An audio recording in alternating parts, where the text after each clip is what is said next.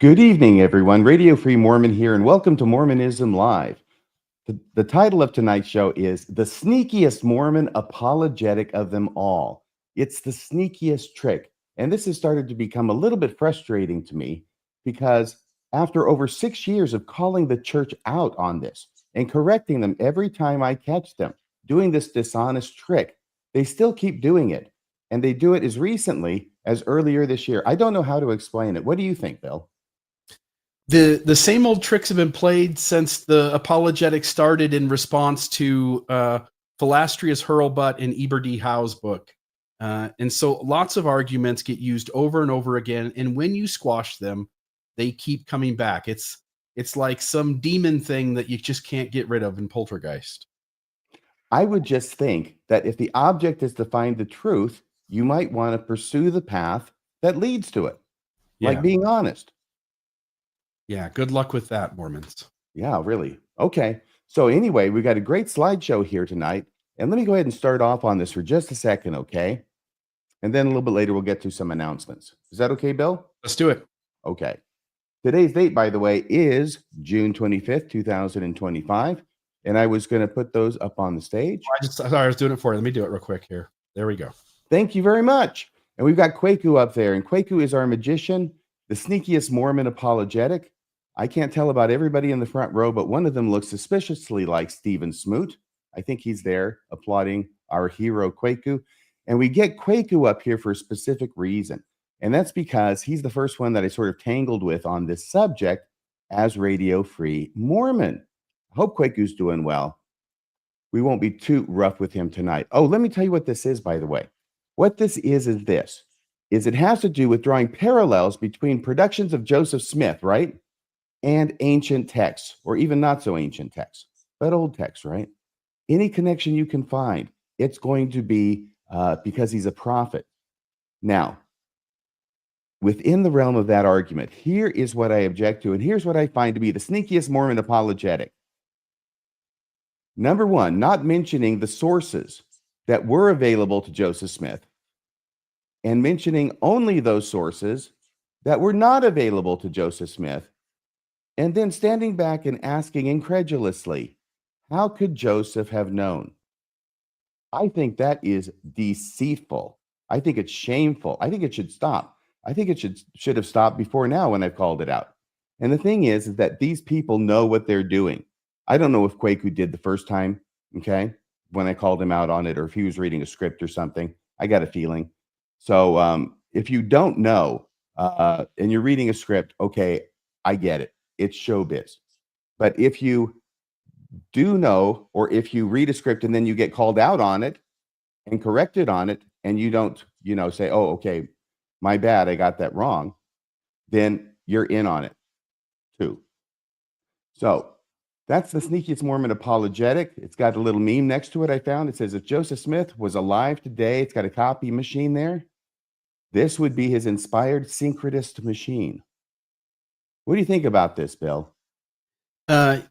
These things get used over and over. And how many times have we told these guys where they're being, if they're not lying, if they're not just putting the argument intentionally that they know is bad in front of people, but they never come out and correct the things that have been said to them about it. Daniel Peterson, Alma, hasn't come out and corrected that very well. He came as close as he could. And then still uses it. Yeah. It's just deception. Now, Alma's the second sneakiest, I think. I think this one's even sneakier than Alma, but Alma bugs me too. Yeah. They do this. They do the same tricks and games over and over again. It's like a magician who the trick they're going to do. They do it, and the whole audience is like, yeah, we've all seen that one. Mm-hmm. Yeah. So here we get to it. It's with the book of Abraham. This is usually where it happens, at least where I see it happen. Now, this has been going on at least since 2014, and way before then, courtesy of Hugh Nibley, I guarantee. But we're only going to go back to 2014 in July, when the church published its Gospel Topics essay on the translation and historicity of the book of Abraham. And that's in one of those last parts in there where they start trying to lay in the parallels and asking, how could Joseph Smith have known? It reads thus: The book of Abraham is consistent with various details found in non-biblical stories about Abraham that circulated in the ancient world around the time the papyri were likely created. In the book of Abraham, God teaches Abraham about the sun, the moon, and the stars, and Kokaubiam and Enish Flow, Ongosh, and all these other things that they're not saying for some reason, maybe because that would sound kooky. So it's about the sun, the moon, and the stars. I show these things unto thee before you go into Egypt, the Lord says, that ye may declare all these words. Ancient texts repeatedly refer to Abraham instructing the Egyptians in knowledge of the heavens. For example, Eupolemus, that's right, Eupolemus, who lived under Egyptian rule in the 2nd century BCE, I say that because I've never heard of this guy before, wrote that Abraham taught astronomy and other sciences to the Egyptian priests. And then it's going to go off into some other thing. Okay, this is the parallel here that's talking about Abraham and teaching astronomy to the Egyptians. Now, 43 is the footnote. See that? I just want to show you over here the footnote, which, by the way, let it not be forgot that these footnotes are not just at the bottom of the article. You do have to actually click on the link for the footnote to show up on the right. And here, footnote 43 says, excerpts from Eupolemus, and I'm kind of guessing at that pronunciation. I think I might be right. But Eupolemus, in this book, Traditions About the Early Life of Abraham. And here it is. This was a Farms production from like 2001.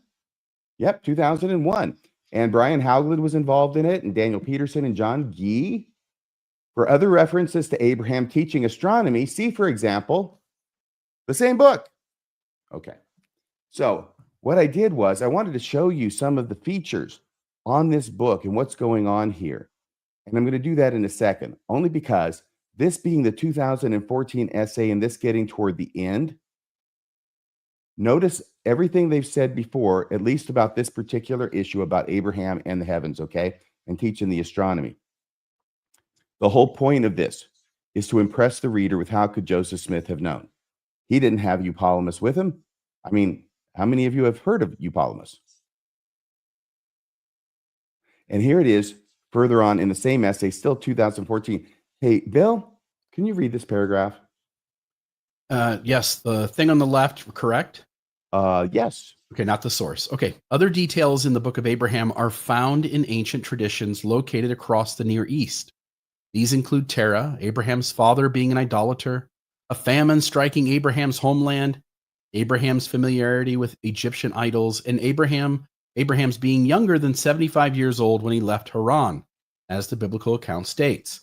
Some of these extra biblical elements were available in apocryphal books or biblical commentaries in Joseph Smith's lifetime, but others were confined to non-biblical traditions, inaccessible or unknown to 19th century Americans. Now, I'll just say here, I find it really interesting that they don't want to tell you which is which so that they could save you some work and you could go then and look up the ones that they claim are unique and not available anywhere to see if that's actually true.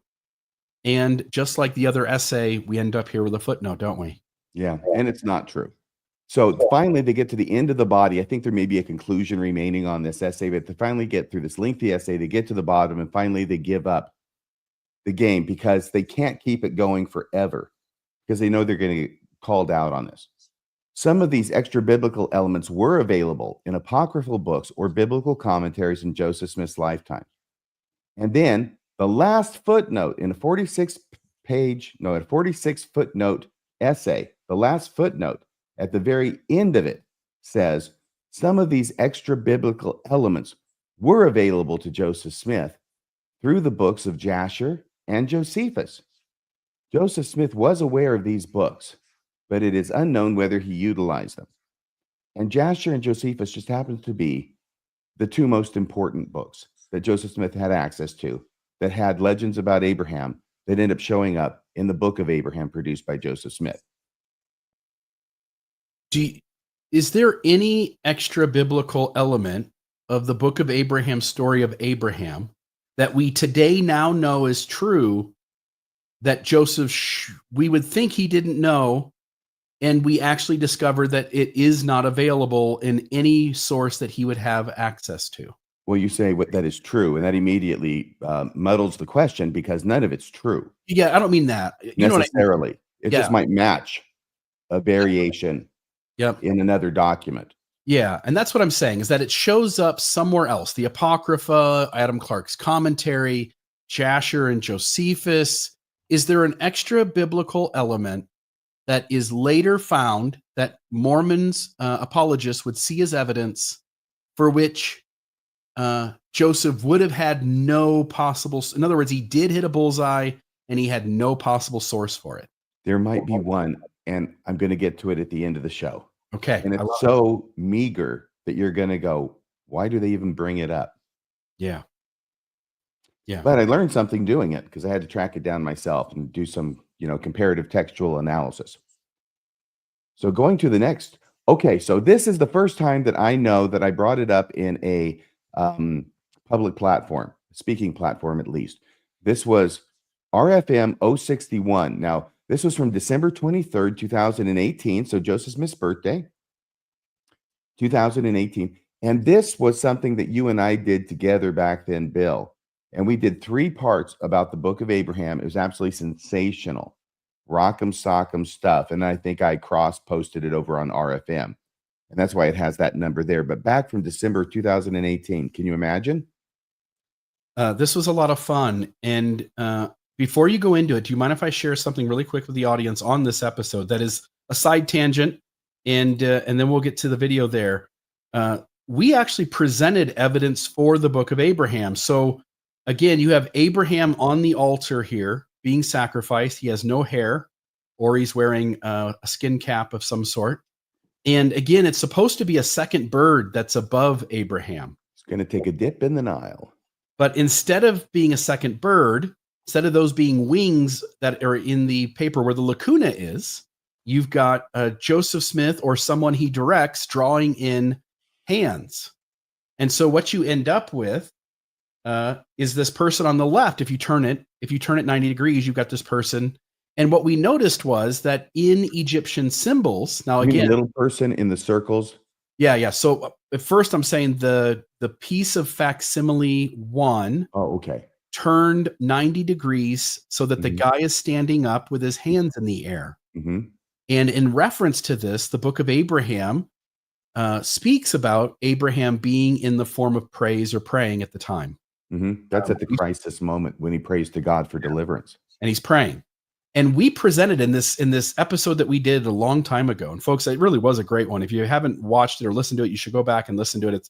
It's a great podcast episode. And again, we did it in 3 parts.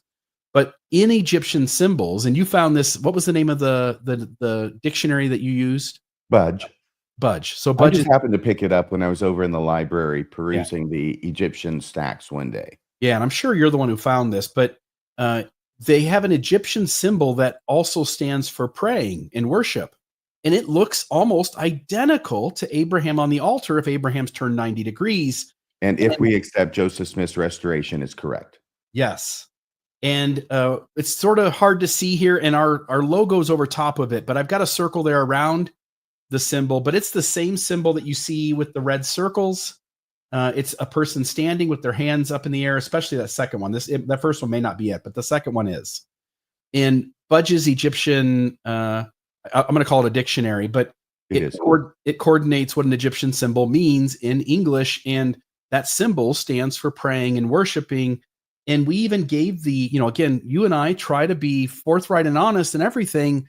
And when it comes to something that works against our ideas or theories, we have no problem going out there and explaining it clearly to the audience. And we did the same thing back then. We made the argument that an evidence that they've never picked up on is that Abraham, in the form that Joseph Smith directed him to be drawn in on the altar, when turned 90 degrees, matches what the Book of Abraham says is going on, which is that symbol means praying. And it's a bullseye.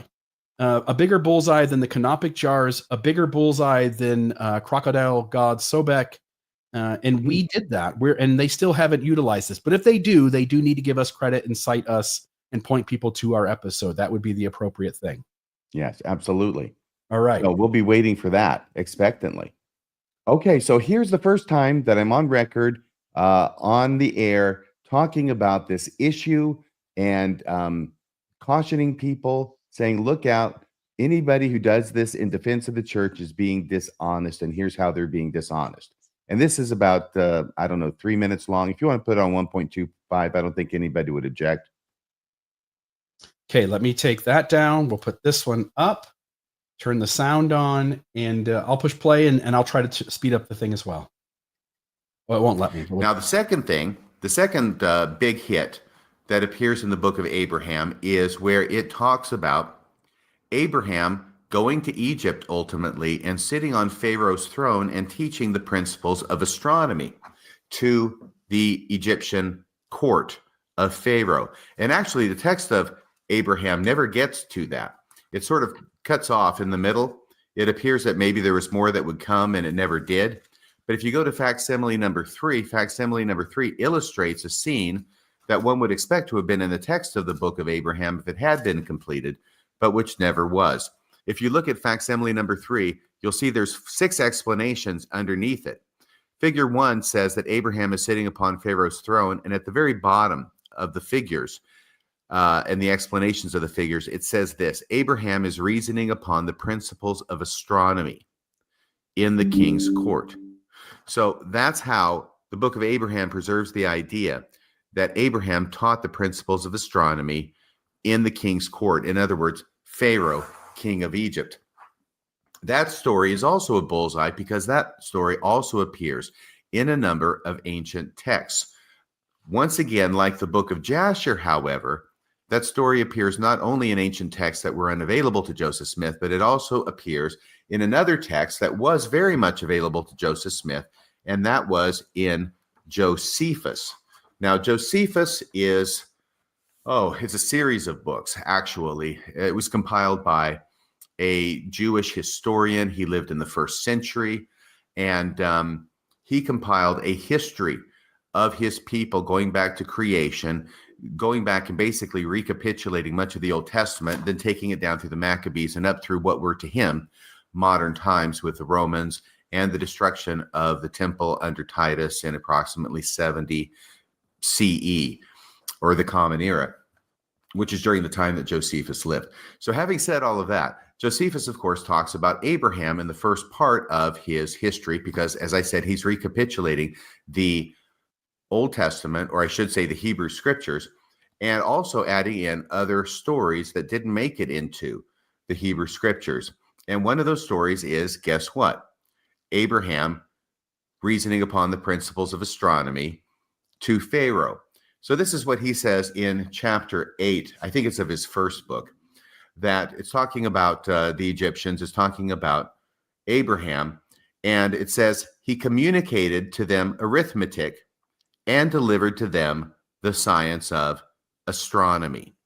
For before Abraham came into Egypt, they were unacquainted with those parts of learning, for that science came from the Chaldeans into Egypt, and from thence to the Greeks also. So Josephus is the likely source, or at least it's a contemporary and available source to Joseph Smith for putting it into the book of Abraham. Okay, boy, I wish we could have done 1.25, but I understand it wasn't available. Hey, everybody. I'll try and talk quicker than that. Here's the thing. That's December 23rd, 2018. And I'm just raising the warning flag, letting people know that this was done in the 2014 essay and in other places. And 7 months later, what am I wondering I should appear? But Kwaku L making the same argument. He was doing it in a video. It was titled Proving the Book of Mormon is True, which was released on July 19th, 2019. That's his video. I'm not able to find his video now on the internet. The reason I know that's the title and the date it was released is because I say so in my response to it, which is later on in July of 2019, in which I call him out for making the exact same argument. And here's Kwaku L making this argument 7 months after I've called it out. Now, I don't expect them to watch everything that I put out, but I did want to make the record clear on this. He would be better off if he did, though, watch everything that you put out. Well, wouldn't everybody? Yeah. Here we go. And other ancient manuscripts too. Now, of course, one of the most unique claims of the Book of Abraham is the astrology. Kolob and Kokab and Oleia and all that stuff, and how Abraham sees the stars and he sees the firmament, and God essentially lets him look into space and see all these things. It's a really beautiful and amazing part of the Book of Abraham.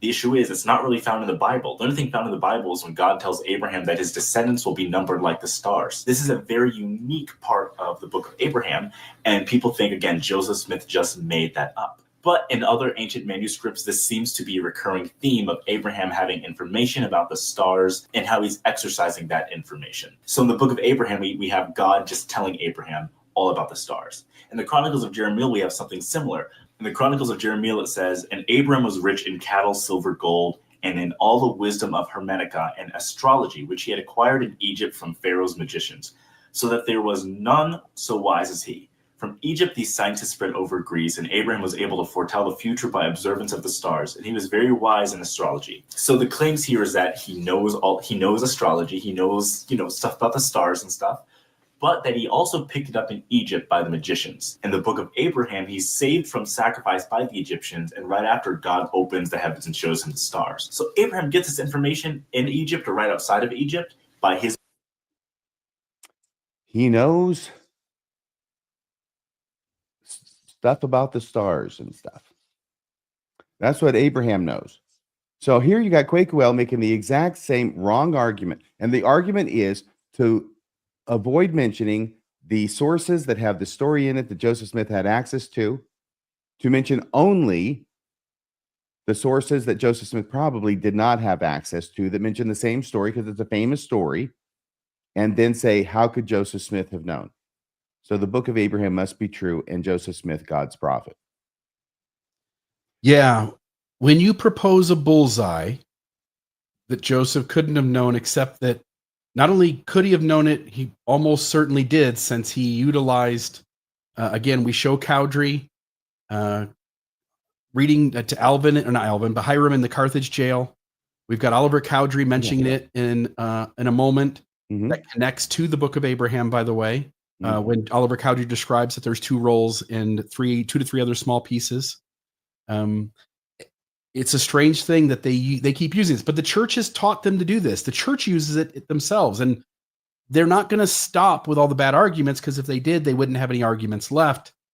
And I'll just note, I don't want to spend any more time on this, but I do just want to show the symbol right next to it. So in Budges, the piece right here, you'll see where my cursor is.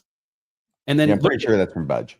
It is identical practically with Abraham, other than maybe the hands are up just a little higher in the symbol. But if that's Abraham drawn in, I mean, that matches perfectly. The same with the feet being the way they are, the same with the hands being up in the air.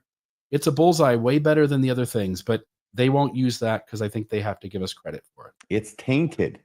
It is. If it weren't for bad luck, I'd have no luck at all. That's right. If it weren't for bad arguments, the apologists would have no arguments at all. None. It's not just unique, by the way. It is very unique. Okay, moving on. So then I had to respond on my next episode about what Kwaku had said in response, because it kind of blew up a little bit on your Facebook page, Bill. And people had different ideas. This was back in the days when I was incorrectly pronouncing his name as Kwaku. And then I found out it was Kwaku, so I corrected that on the second one, the going down to Kwaku Town. And at the end of it, I allowed to how it is that, Kwaku may not know that this is a totally dishonest argument, because he may not know it's mentioned in Josephus and that Joseph Smith had Josephus. But I said, he's been following this now and being party to a lot of the comments on your Facebook post. And here I am, and I'm sure he's watching me. So I said, okay, so the question now isn't what he knew before, because we can't know that. I'm happy to take his word on it if he says he didn't know. But going forward is what will tell us. Because if he doesn't say anything about it, then he's in the tank and he doesn't care whether it's true. He has to correct himself and acknowledge it, just like I corrected myself about his name and I think one source in this second video. And to my knowledge, to my recollection, he hasn't done that. Now, if he has, I'm happy to be corrected. I would actually really be happy to be corrected, but I don't think he has. And that's why I left it with a trenchant question at the end of the second podcast there. So we will find out whether Kwaku is the deceiver or merely Kwaku the deceived. That's a microaggression, by the way. For me? When Robert Boylan, you like to call him Robert Boyle on my ass. Oh, yeah. Robert Boylan, I'm pronouncing his name wrong, but he, I never looked into how to pronounce it. I don't watch his stuff, but I've asked him to correct me. And he says, I won't correct you, but it's a microaggression to pronounce my name wrong. And so when you pronounced Kwaku's name incorrectly, I almost said Kwaku. When you pronounced his name incorrectly, I just wanted to let you know that's a microaggression. So be careful. Yes. Well, I corrected it. And anytime, because a lot of people don't know how to pronounce it and they want to talk about him. And so the first thing, it is Kwaku. Okay. I have corrected a number of people because it's something a lot of people have trouble pronouncing correctly, apparently. Yeah. Yeah. So I haven't heard anything. So I think that he is the deceiver. He's not just the deceived. He had a chance to prove that he was only the deceived and not the deceiver, and he failed spectacularly, unless my memory's wrong, and he actually did. And there's still time. There's still time. Okay. Now, 2025 comes, right? Oh, that's this year. There's just a few, a few weeks ago, maybe months ago, the church puts out its second essay on the origins of the book of Abraham. You talked about this last week, and it has been bugging me ever since.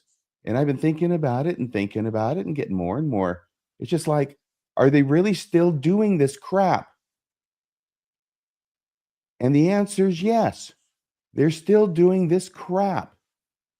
They're being dishonest. The person who wrote this knows they're being dishonest, which made me think, why belong to a church you have to lie to defend? What is the point of that? And if they're willing to lie once being corrected multiple times, if they're willing to lie about this, how would one know what they're not willing to lie about? They're willing to lie about finances. They're willing to lie about the 1832 account of the first vision. Yes. They're willing to lie about the 1886 revelation. We went into that recently. Mm-hmm. They're willing to lie about everything. So how would I know what they're not willing to lie about? There isn't anything that they're not willing to. Yep. Good point. So even in the new essay, which is called Origins of the Book of Abraham, it includes Abraham's, some of the general themes. They got to make the argument, right? Some of the general themes in the narrative structure of the Book of Abraham parallel stories from ancient non-biblical sources. They can't not do it. They can't not do it. These include Abraham's father Terah being an idolater, a famine striking Abraham's hometown, wow, and an angel rescuing Abraham from human sacrifice at the hands of an Egyptian pharaoh. Ancient texts also refer to Abraham instructing the Egyptians about the heavens. For example, Eupolemus, poor Eupolemus, who lived under Egyptian rule in the 2nd century BC, wrote that Abraham taught astronomy and other sciences to the Egyptian priests. And then it goes on to something else. And I'm just going, really? Is this what you're going to do? You know, Josephus was available to Joseph Smith, and Josephus mentions the astronomy, but you're still going to quote Eupolemus. Wow. I am stunned. In that last sentence, by the way, yes, some of these details about Abraham's life were generally unknown in Joseph Smith's day. By the way, that statement could be true and Joseph Smith know those things. They're generally unknown in Joseph Smith's day, but that doesn't mean that Joseph Smith didn't know them. Very good. Very good point. And how the hell would they know what's generally known and what's not? It's hard enough to ascertain if you lived at the time that you're talking about. Okay, so anyway, this is the same thing, but it's under the heading of Abraham and Astronomy in Egypt. When I say it's the same thing, I mean that's the same copy from the 2025, the new essay that we just read from. That's a cool picture. The stars on the top of an Egyptian temple. Abraham taught astronomy to the Egyptians. Here's my book, Traditions About the Early Life of Abraham. And I'm not going to hold it up and go through pages and try and hold them up to the camera. So I took a lot of screen photos and sent them to myself. Now, at the back of the book, there's a number of indices. And this entire index, this entire index is there in order to help the apologist find ancient texts that correspond to stories in the book of Abraham that are not in the Bible. Okay? That's what this is for. And down here in the bottom left, you'll see Abraham taught astronomy to the Egyptians. Abraham facsimile 3. And then they have the page number on the far right. They have the name of it, the page that it's on in this book, etc. And there sure is Eupolemus right there on page 8. And darn if you don't turn to page 8, there's Eupolemus. But guess what else? Guess what else? If you look at this thing, right, you can see those 4 beneath it, but there's a few more in the column that starts at the top on the right side. See that? It continues up there. What's up there, I wonder? Oh, wait, there's Josephus. There's Josephus, Antiquities of the Jews, Volume 1, Chapter 8, Verse 2, page 49 in this volume, and the Zohar, by the way, which Joseph Smith had a copy of.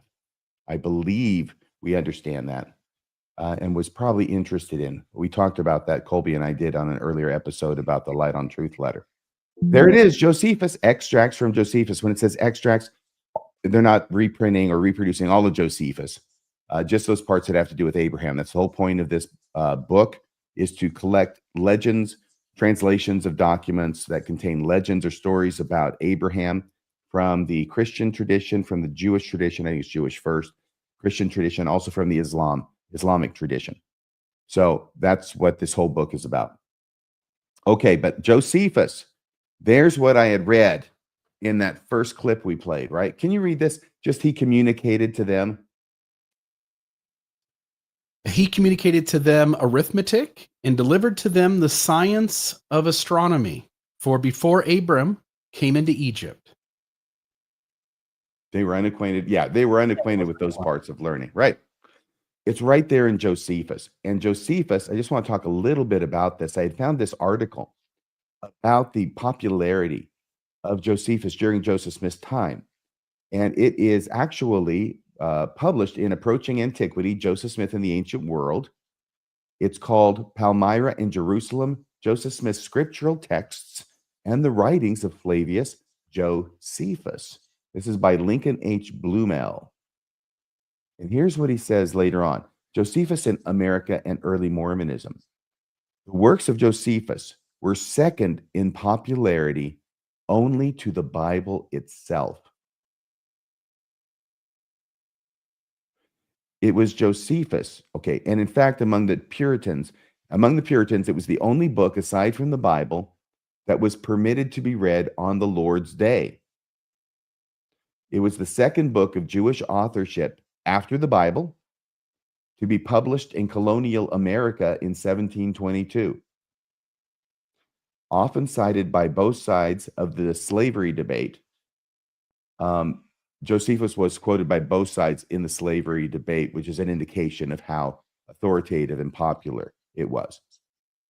So this is a massively, massively popular book. And Joseph Smith, we know from a couple of accounts, right, has an acquaintance with Josephus. We talked about this last week. Joseph Smith's death, 96-hour timeline surrounding his martyrdom. Here's the index of people included in the timeline, the dramatis personae: Joseph Smith, Hiram Smith, Thomas Sharp, and Josephus. Yeah, Josephus doesn't show up in the cell, but his book does. He's that first century Jewish historian.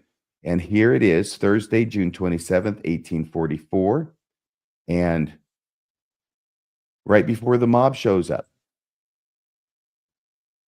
Joseph Smith has some wine, along with Willard Richards and John Taylor, to lift their spirits. And right before that, Hiram Smith reads Josephus to those assembled, like he'd read from the Book of Mormon earlier or the day before. So there's a poor wayfaring man of grief. We all know that part. And we all know the part about then the mob comes, right? What we usually don't hear in church is that two things happen in between.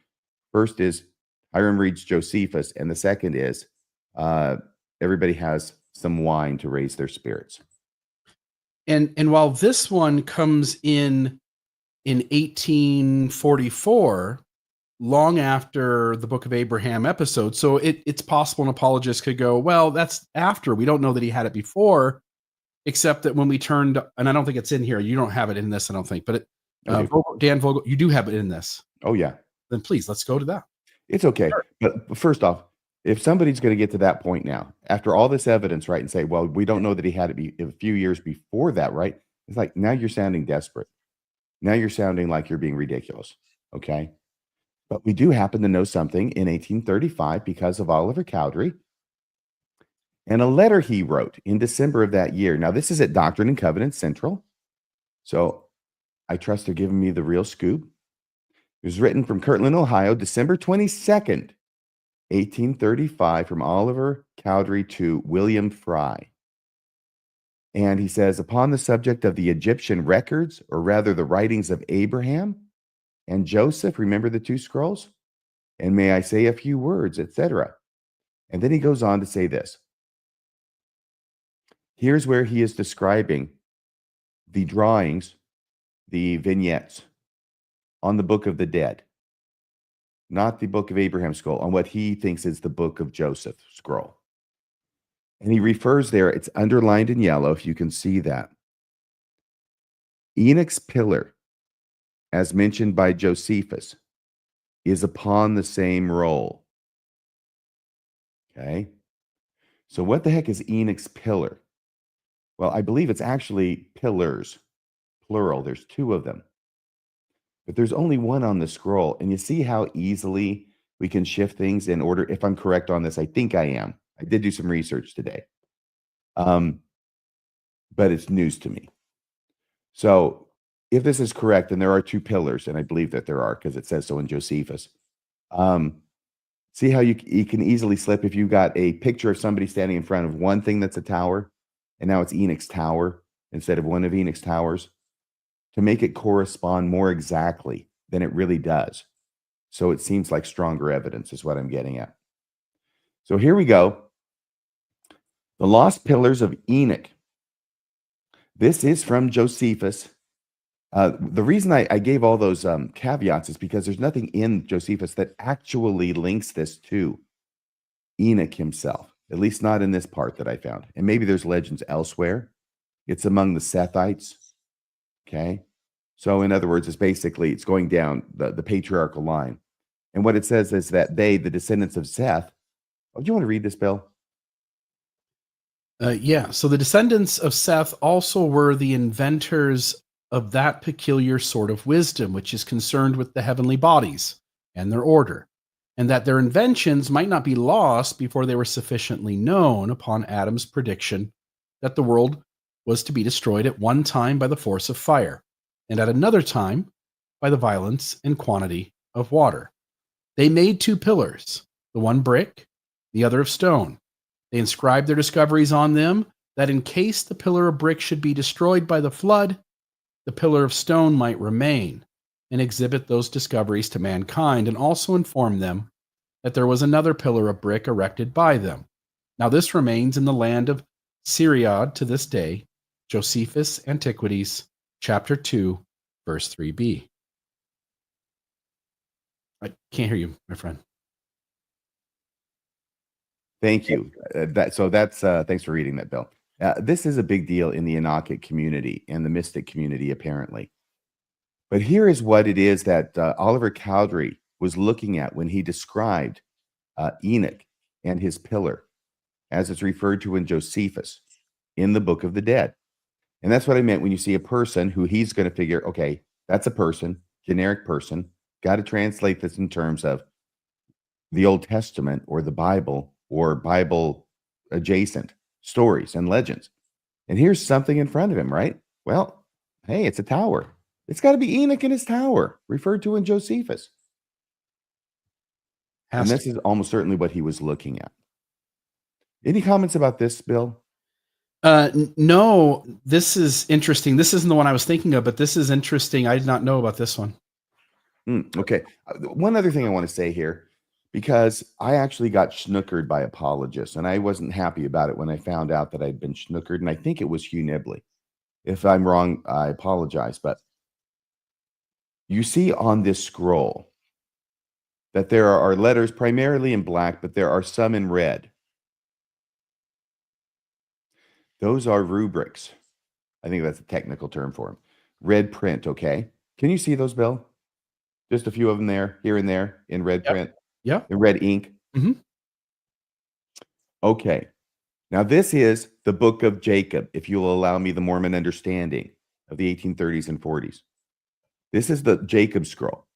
The Abraham papyrus does not have Joseph? any. Do you mean Joseph? Do you mean Joseph? I'm Not saying Jacob. Yes, Joseph. Thank you. Mm-hmm. This is the scroll of Joseph. Yep. And the other one is the scroll of Abraham. The scroll of Abraham does not have any rubrics on it. It's just black ink. This is the only one that has red ink on it. And I swear to you, I don't have it available to you. And I'm thinking about it, I'm pretty sure it was Hugh Nibley who used a description by somebody of the scroll as having rubrics on it,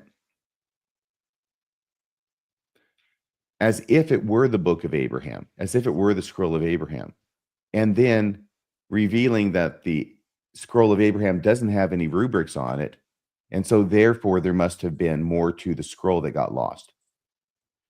Now that seems contorted, but that's because it is. And I really, really do not think that I'm making that up, because I remember thinking, oh, well, this seems really, really clear cut then, right? If you have someone describing a scroll that has rubrics on it. Yeah, Tim says, yeah, it's Nibley. You recognize this, Tim? I'm not making this up. Yeah. So you got a witness talking about the rubrics on the scroll.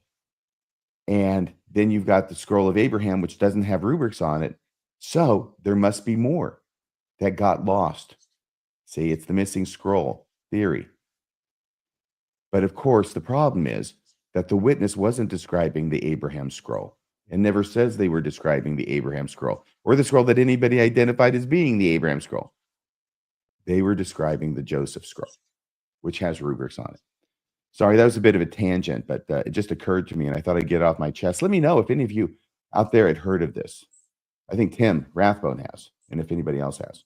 And I'll just note too, I mean, again, I said this a couple weeks ago when we covered part of this, but the four mummies and all the various documents on papyri and other things that came along with Michael Chandler and Kirtland in 1835, it's easy.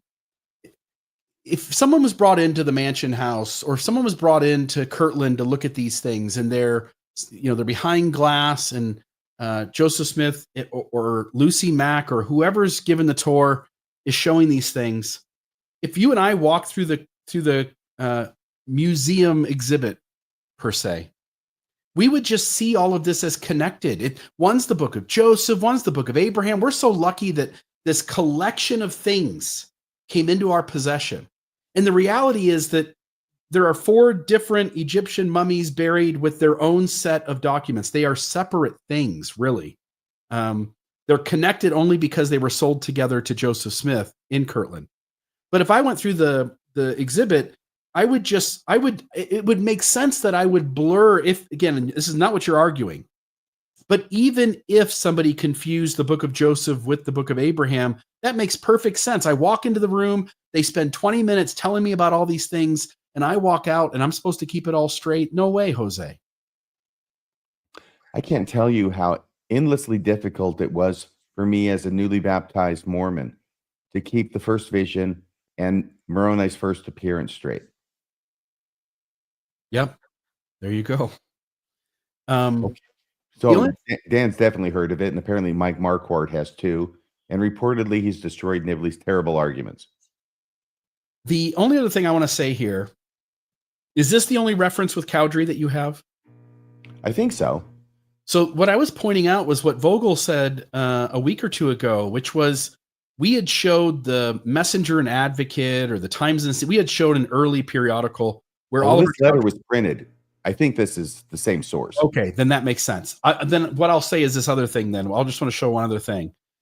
I'll put it in the live chat, but you can go. There's been articles written by BYU in regards to. I'll go all the way up to the top here. In regards to Palmyra and Jerusalem, Joseph Smith's That's the scripture one. in the Yep. writing. Yep, Flavius Josephus. And they even say in their, Josephus in America and early Mormonism, they lay out that Hiram owned a copy of this, that Oliver mentions it, that Joseph had some sort of intimacy with it because he uses symbols and things, ideas and themes from it over and over again. So anyway, women weren't enough for Joseph. Every yellow there is the name Josephus put into this document. I'd suggest folks go and read it. Some of it's sort of connecting like similarities between the two, but it also makes the connection that Joseph had this in his milieu. Yes. Okay. So moving on. Now, the next thing is the story of the attempted sacrifice of Abraham. All right. These are the two big stories, the astronomy and the attempted sacrifice. In 2014, they put it up there, and we had read it earlier. Ancient texts, excuse me. I'm having trouble reading. Sorry. Go ahead. Oh, where is it? It's about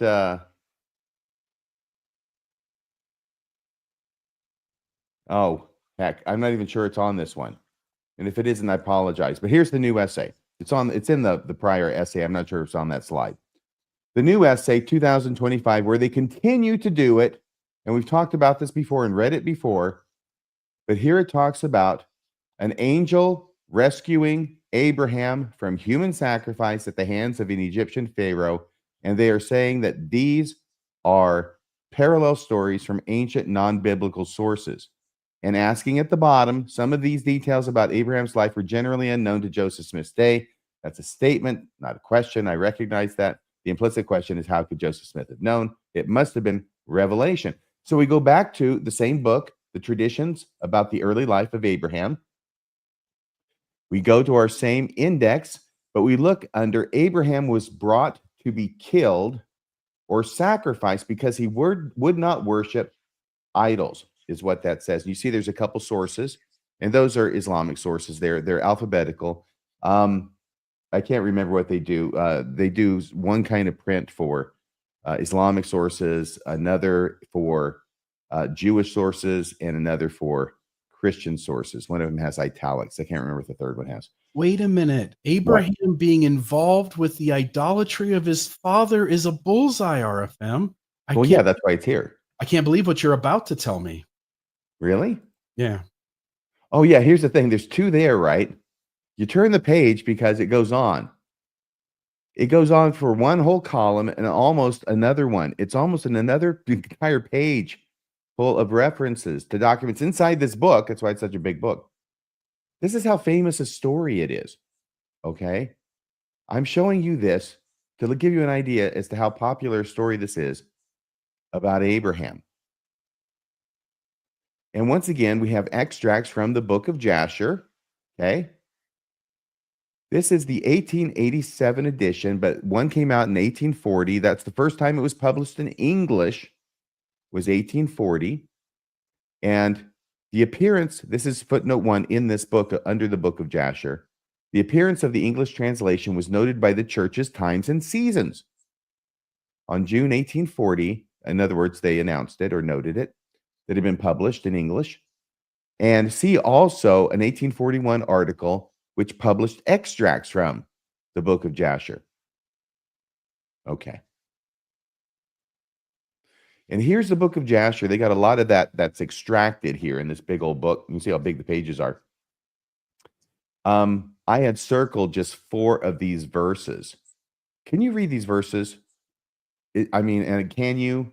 Is it big enough for you to read? Yeah, let me get that off the screen. This will be easier. Probably. And they brought them both, Abram and Haran, his brother, to cast them into the fire, and all the inhabitants of the land, and the king's servants and princes, and all the women and little ones were there, standing that day over them. And the king's servants took Abram and his brother, and they stripped them of all their clothes, excepting their lower garments, which were upon them. Yeah, that'd be embarrassing. And they bound their hands and feet with linen cords. And the servants of the king lifted them up and cast them both into the furnace. Yowie. And the Lord loved Abram, and he had compassion over him. And the Lord came down and delivered Abram from the fire, and he was not burned. So this is the famous story included in the book of Jasher about the attempted sacrifice of Abraham before he was Abraham, when he was a youth, and he refused to worship the idols of his father. In fact, the idol worship of his father is frequently tied together with his attempted sacrifice, as in the book of Jasher. So a lot of these things are tied together, right? It's not a hugely long narrative, and a lot of plot elements depend on others. This is one of them. But they will break them up, and they will talk about Abraham's attempted sacrifice as one thing, and his father's idol worship as another. And I guess you could have them as two different things. I don't object to that as much, even though they're part of the same story. I don't object to that as much as I do using documents that Joseph Smith did not have access to and hiding the fact that these stories are also told in documents that Joseph Smith did have access to. And in fact, this story is so dang famous. I mean, most people think that Jesus was born in a manger. I think that now I'm just going to say I think, okay, because is that in the Bible? That's not in the Bible, is it? That Jesus was born in a manger? Yeah, is that in the Bible? I think it is. Let's look it up. Jesus. Why don't you look that up? Manger. And I'm going to continue hastily. See, I shouldn't start talking about things I hadn't thought about in a long time because it's kind of creaky upstairs. And I was thinking, is this true? Luke chapter 2, verse 7. Let's look up what that says here. Luke 2, 7. I'm going to look at the KJV, since that's what we all had. And she brought forth her firstborn son and wrapped him in swaddling clothes and laid him in a manger. Yeah, because there was no room for them in the inn. Mm-hmm. There's something about the story. Anyway, my point is going to not be made by that example. So let's move on hastily. Thank you very much. Yeah, there's a manger, but it's a stable, right? Anyway, let's. By the way, just notice what? How easily you corrected yourself or allowed yourself to be corrected when you get it wrong. This is all we're saying. When we on this side point out the incorrection on their side, just own it. Just acknowledge that Mormonism Live pointed something out, and we're not going to do that thing anymore. And for anybody who heard us in the past say that was incorrect. I'm going to try and remember. Thanks, by the way, for making silk out of that pig's ear. Silk first out of that pig's ear. And I'm not going to. My point was, which I was failing to make, but I'm sure you can come up with another example, is that there are stories about scriptural people that have been adopted into our traditions, even though they're not reflected in the Bible itself. I mean, we see that with Mormonism and Saturday's Warrior, just as a recent kind of example, that things will come into our belief system. And this was a very, very famous story. That's all I'm talking about, that sacrifice, that attempted sacrifice. And so yes, in the book of Abraham, the attempted sacrifice is with a knife, okay, on an altar. In all of the ancient stories, it's always a furnace. There is no ancient story where there's a knife. But the story about throwing him in the furnace appears not only in the book of Jasher, but also in, drumroll please, Adam Clark's Bible commentary. This is a picture of a 1-volume one, so I just thought I'd put up there for variety's sake. If you go to Daniel 3, you remember the story of Shadrach, Meshach, and Abednego? Well, that happens in Daniel 3, and those are the 3 Hebrew children that get thrown in the furnace. Remember that? Well, that's Daniel 3. And here it is, verse 6. And Adam Clark, is commenting on the part of the verse that says, be cast into the midst of a burning fiery furnace. This is what he writes. This was an ancient mode of punishment among the Chaldeans, that's Babylonians. Among the Chaldeans, if we may credit the tradition that Abraham was cast into such a fire by this idolatrous people because he would not worship their idols.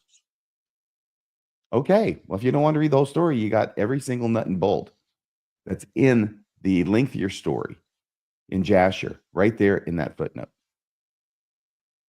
Can I show one other thing? I don't know if, again, any point you have this, I'm apologizing up front if these are things you're planning on going into here shortly, but just to put up on the screen, this is also Adam Clark's commentary. This is over at Bible Hub. This is Romans chapter 4. And what it does is it gives the scripture. I'll highlight it right here. So it gives the scripture, Romans chapter 4, verse 1, and then it gives what Adam Clark has to say about that. Well, several times in Romans, it talks about Abraham and idolatry, Abraham and idolater. So he's connecting the dots in more than one place with these kinds of stories. And again, this is, like you're pointing out, this is another work that Joseph Smith's familiar with. So it's not just in, was it Daniel that you were showing? Yes. It's not just in Daniel, but it's also in Romans as well. And so there are plenty of places that Adam Clark's commentary where Joseph Smith could have picked up this thematic material. And in fact, the more often it shows up, the more likely that it's stuck in Joseph Smith's head as something interesting that Adam Clark had discovered or thought about or talked about. Very good. Very good. Okay. By the way, I think that the tradition associated with that was that the animals spoke. The barnyard, the manger animals spoke when Jesus was born. It was part of the magic in the air. Not in the Bible, but reflected in one of the infancy gospels. And yet so pervasive or prevalent that I remember it was back in the 70s, and they had a new Christmas animated special out, and I watched it, and it had the animals talking. I think that was the whole point of the special. Looking forward to those animals talking. That was magic back then. So Dan Vogel says, is he Matthew Henry, an exposition, London, 1811, on Daniel 3:6? Yeah. This tradition of the Jews says Abraham was cast in the fire for refusing to worship idols, and out of which he was delivered. Yep, absolutely. Thank you, Dan. It's always such a privilege to have Dan Vogel watching the show. I feel like I have to be on my toes. And here's this one. Now, I've usually talked about the big ones, and those are the ones I'm really steamed about. But I've rarely and maybe never actually looked at the ones that strike me as not being that big a deal. You know, there's a couple of big ones, like Abraham taught astronomy. I mean, if that's true, that's like really cool. If it's true that it is mentioned only in documents that Joseph Smith had no access to because they weren't discovered yet. If that's true, that's cool because that's a big deal. Unfortunately, it's not. If it's true that Joseph Smith would have had no way of knowing of the ancient tradition of Abraham himself, the attempted sacrifice of him, okay? And if he'd come up with an attempted sacrifice that maybe looked more like being thrown in a furnace, that would be cool because it's so strange and unusual. But then there's these other things that are just like kind of second tier, parallels, like Abraham's father, Terah, being an idolater. Well, it's like, who cares? I mean, Abraham was an idolater. There's idols all around this stuff, right? And so why would that be a big deal? Even if he got it right. In fact, you could see that happening by coincidence. I'm sorry, go ahead, Bill. If Abraham is an idolater, which Adam Clark and other sources point out, it's not any sort of big jump to go, well, where did Abraham get that from? Well, his dad was an idolater. Exactly. But if you go to traditions about the early life of Abraham and look, once again, Index A, unique elements of the book of Abraham supported by extra biblical traditions. That is the index I've been talking about. And you look at the very first one, it says idolatry in Abraham's day. On the left, the subheading is Abraham's father worshipped idols. Here it is. See? That's just a close-up. And I put in this little pencil of an arrow. Oh, look, the book of Jasher.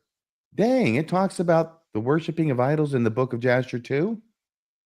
Oh my gosh. And it goes on. There's all these other places where he worships idols or references to it. Once again, you go to Jasher. Once again, you go to all these things I read before. But here it is in chapter 33. It's a whole story. It's an epic story. I wish this story were in the Bible. It's a fun story. And what happens over here is the whole story is this, is that Abraham's father is an idol worshiper. He's got all these idols in the house. And he tells Abraham, go and, feed the idols because they get hungry. They're just made out of, stone or whatever. They don't really move around. They don't speak. They don't eat, but everybody pretends like they do because that's part of the religion with the idol worshiping. We see that in other places, I suppose, in the world today. We're putting out food offerings for maybe ancestors or other deities or deities, whatever. So this is what happens. But Abraham gets this idea because he sees they're not eating this food. This is malarkey. I know everybody believes this, and it's my dad's religion, and I think it was his dad's his business too in some stories, where he's making them to sell. This is how he makes his living, is by making the idols, making the gods. But Abraham figures it out, and what he does is he takes a hammer and he breaks all the hammers. He breaks all the idols in his dad's shop, and he busts them up into little pieces, except for the biggest one. And he takes the hammer and he puts it in the hands of the biggest one. And then his dad comes in and says, "What the heck did you do?" He says, "I didn't do anything. I came in here and it was like this." He says, "The big one, the big idol broke all the other idols with the hammer." And Abraham's dad is going, "You dumb kid, you know he can't do that." And Abraham's going, "Exactly. So why do you worship him?" I mean, it's a great story, but it all involves Abraham's father being an idol worshiper, right? And of course, it's when his dad gets fed up with him because of this in the book of Jasher. He goes and complains of it to the king. That's what gets him in trouble, except the king isn't Pharaoh. It's Nimrod, I think. Okay. Regardless, that is a great story and it has to do with the idol worship of Terah, and it's in the book of Jasher.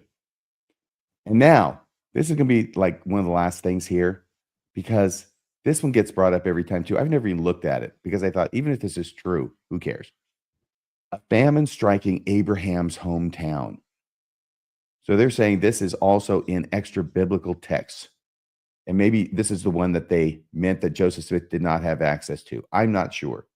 But this whole narrative of Abraham has always been confusing to me. And especially when you throw in the famine in the book of Genesis versus the famine in the book of Abraham. But the first thing to note is that there has always been a famine associated with Abraham. It's just that in Genesis, the famine occurs in Canaan. Now, Abraham has already left Ur. He's gone up to Haran. Now he's going down to Canaan. And now there's a famine, and so he goes through to Egypt. And that's where the famine is in Genesis in the Bible. In Abraham, it happens in Ur, the very first place. The famine happens in Ur. And then it doesn't happen in Haran. And then it happens again. It continues in Canaan. And he continues to Abraham. I mean, are you getting the idea of why this isn't that thrilling? As far as a connection or a parallel? I got this cool little map, which was helpful. So you see over there, the first step in Abram's journey is Ur. There's Ur of the Chaldees, way down there. And he goes up there to Haran. And from Haran, he goes around the Fertile Crescent, comes down into the Promised Land. That's step 3. Then there's the famine, right? In the Bible. So he can't stay in the Promised Land, even though it's been promised to him, I think, at this point.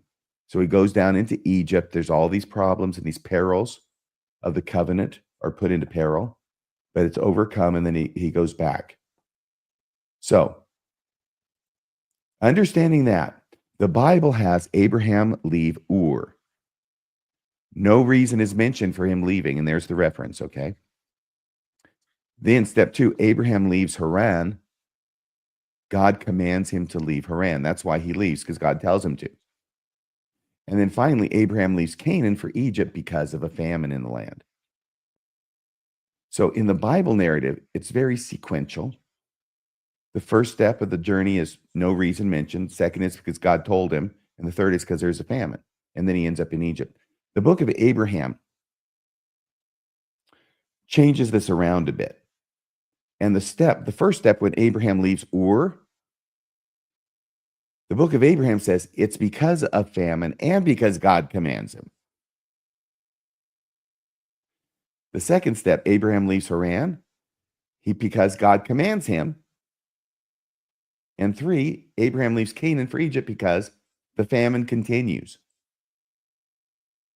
Now, if this were actually represented only in ancient text to which Joseph Smith did not have access, he would have to be a prophet, wouldn't he, Bill?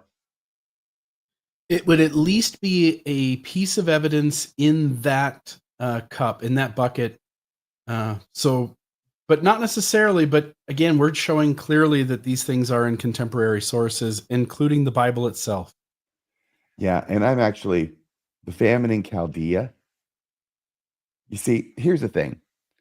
They may be right about this one. I tried to do as much research as I could. I wasn't able to find anything showing that there's definitely something that Joseph Smith had access to. Maybe he did, maybe he didn't, and maybe he just, switched around some famine stuff.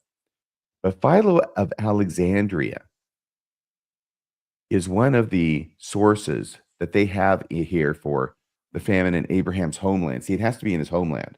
That's what it has in the book of Abraham that it doesn't have in Genesis, the homeland of, notice they say homeland, right? Okay, it's Ur. It's Ur in Abraham. But if you look at Philo of Alexandria, here's my question. Because I read this one and I thought, he's talking about Syria, right? Which could be Haran. Or is he talking about the promised land? Because all he's talking about is one famine that seems to shoot Abraham from Haran all the way south into Egypt. He talks about there's a barrenness and a scarcity of crops, the cities of Syria being oppressed by a long continuance of famine. Therefore, Abraham, hearing that there was unlimited abundance and plenty in Egypt, see, it sort of skips over Canaan, seems to, unless that's already part of what they're talking about. He rose up with all his household to quit Syria and go there. So what I'm saying is, this particular recounting seems to skip Canaan altogether. So I don't know that it's necessarily fair to be using it in support of your premise or your claim that there was a famine in Abraham's homeland. Although there was, that one is referenced in, could be referenced in the Bible as well. The other sources here, I don't know much about most of these. One that I've heard of before, and I know we've mentioned in connection to other things, but Jubilees. Is that not something he would have had access to in the 18? I don't think so. Okay. I don't think so. So this is at least, again, he has enough room to know about the famine as he's traveling around in connection with Abraham. The only difference is adding it to his hometown. Not a huge, like, oh my goodness, how could it ever? Like, it's not that, but it's at least mildly interesting. But in lieu of everything else, it really doesn't do much, does it? No, I'm happy to give this one to them and say, all he did was monkey a little bit with the elements. Yeah. Of why it is that Abraham is going from place to place. We know where he has to end up. We know he has to get to Egypt and he has to get back. So there has to be little what? MacGuffins along the way to keep him going, whether it's God commanding it or whether it's a famine, or whether it's God commanding and a famine, or whether it's no famine and no God commanding and he just moves. It's really not that complicated, huh? Is MacGuffin the name of the Saturday Night Live skit impersonating MacGyver? No, it's Okay. not meant to be. Oh, shoot. Now you're going to make me, huh? MacGuffin. Okay. Wow.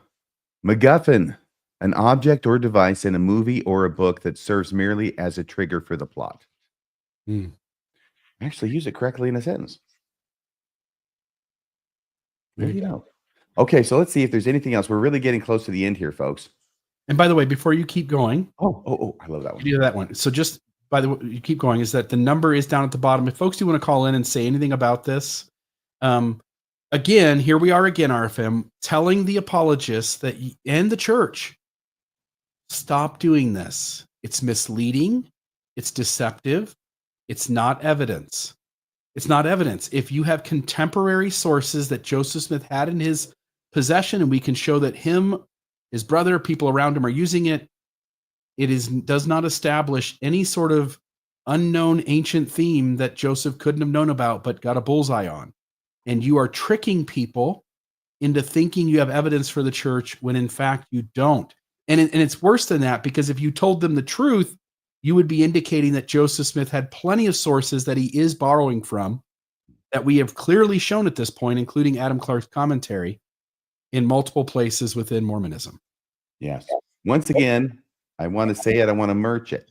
Why belong to a church you have to lie to defend? Yeah. 662-667-6667 or 662 Mormons, or I'll put the link if you want to come into the show and talk about the episode tonight. That's in the live chat, so you can see that link there. Well, wonderful. So I don't suppose that the church is ever going to stop doing this. You know, if all they had was, if they were actually being honest, and all they had was maybe my thing, I think that would be good. You know, about the praying, right? But if all they have was just this thing about the famine starting earlier in the book of Abraham than it does in Genesis, I don't even think they would bother. I mean, if that's all you got, it looks pretty lame just to even mention it at all. In the Bible, where does the famine first originate? In other words, if I go back to your slides here, the famine continues in the book of Abraham. In the Bible, in Genesis 12:10, it talks about the famine, as you pointed out. Does it mention anything about a famine continuing? No. No. Now, in the Bible, the famine comes when Abraham's in Canaan, and it is the MacGuffin that causes him to go to Egypt. Yeah. In the book of Abraham leaves Canaan for Egypt because the famine that had apparently already started all the way over in Ur, which is a heck of a long way away, especially when you have to go the long way around the Fertile Crescent because it's really hard to go across. That's a big famine. But it talks about the famine continues. It doesn't mention the famine in the second step in Haran, but it does say the famine continues in Canaan. I hope that's clear. Yeah. By the way, it would be very natural, I think, for Joseph Smith, if he's aware that there's a famine in Canaan, it makes sense that there's probably a famine all around the area, because you wouldn't have one place that has rain and a plenty and the other place doesn't. That doesn't make any sense. So if these are all within relative traveling distance of themselves, I don't know what the distance would be from Canaan to Ur. Do you know what that would be? Well, it depends on if it's the Ur that most scholars agree on, which was way the heck over and by the coast. So that's thousands of miles, I would expect. Yeah. Maybe almost, well, I don't know, 2,000. So thousands has to be 2,000. So maybe it might be shy of that, but it's really a long way. So I don't know about that. I just think that doesn't make sense really for it to continue. But we have to understand that there are a couple of occasions in the Bible narrative when people who are safely ensconced in the promised land have to go into Egypt. And therefore, things are made up to cause them to go because they wouldn't go otherwise. Yeah. And it happens with Abraham. It happens with Jacob, I believe. There's Joseph in Egypt. And remember, there's a famine in the land. So he has to send his kids down to ask for grain from Egypt. So there's another famine. And also Jesus in Matthew, he has to go into Egypt as well, but that's because Herod / Pharaoh has put out the hit on all the male Jewish children. Remember, too, that Joseph Smith comes from a family whose father had bought land at previous moments in his life, and the farm failed because that year was a dry spell. And Joseph would have recognized clearly that a dry spell in one geographic location often meant a dry spell over a larger geographic region. Number one. And number two, even if one wanted to argue, well, come on, Earth's so far away. Why would he make that connection? I'll just note that Joseph doesn't, we know this by the Book of Mormon and his perspective on what Book of Mormon geography was, that Joseph didn't really put two and two together very well on how big a distances he was trying to cover. And he allowed many times for people to have the ability to travel quickly what he posed as geographic locations that were quite far apart from each other. Yeah, I think this is called the Levant. You have to go up and around. And it's one of the reasons why, I hope I don't get myself in trouble again, but in the Old Testament, when they're talking about Babylon, which is east, I think they refer to, I hope so, as a northern country. Because when they attack, they come from the north, even though they're actually due east. Let me know if I'm right about that one, okay? So we've got that whole thing. And I just wanted to mention Ur. This is where the majority of scholars believe Ur was. But Mormons can't have it there. So they have seized upon a minority position that Ur was not. Mormons can't have it there because this is where the book of Abraham opens, where chapter 1 is described as taking place. Egypt never had any influence in Ur if Ur is all the way over here. So there's a secondary minority position that some scholars have that puts Ur way up here in much closer to Haran in northern Mesopotamia. And there's like a couple of hot seconds that Egypt had a minor presence there, but they go for that. That has to be the Ur. And that's what the apologists, at least the ones who think it really happened, argue for. No wonder these guys lived to be like 730 years old. They needed that much time to be able to make these long journeys. I thought you were going to say they were in such good shape, but no, they just need the time. Yeah. That's a long way. And of course, when, Abraham's kids go back to get brides, yep, they got to go all the way back to the well, remember? The woman at the well to feed the camels and all that stuff, and then they have to bring them back. Yeah, and then the wrong woman's put in as the bride, and then you got to work off so many years of servitude to be able to get the woman that you originally wanted in the first place and were promised. It gets tricky in that Old Testament rituals and rules and narratives. Yeah, that's the Jacob story with Laban, Leah, and Rachel, I think. Yeah, Rachel and Leah. Okay. Leah was quite the looker, they say. Who was? Leah. I mean, Rachel was, but I'm joking that Leah was because they had to figure out some way to get her married. Oh, right. Yeah. So they did the bed trick. The old bed ruse. This is so old and so time-honored in literature, the bed trick, which is where you substitute a person that you're expecting to be in bed with and looking forward to with somebody that you're not in order to, what? I don't know, develop the plot. So it's called the bed trick.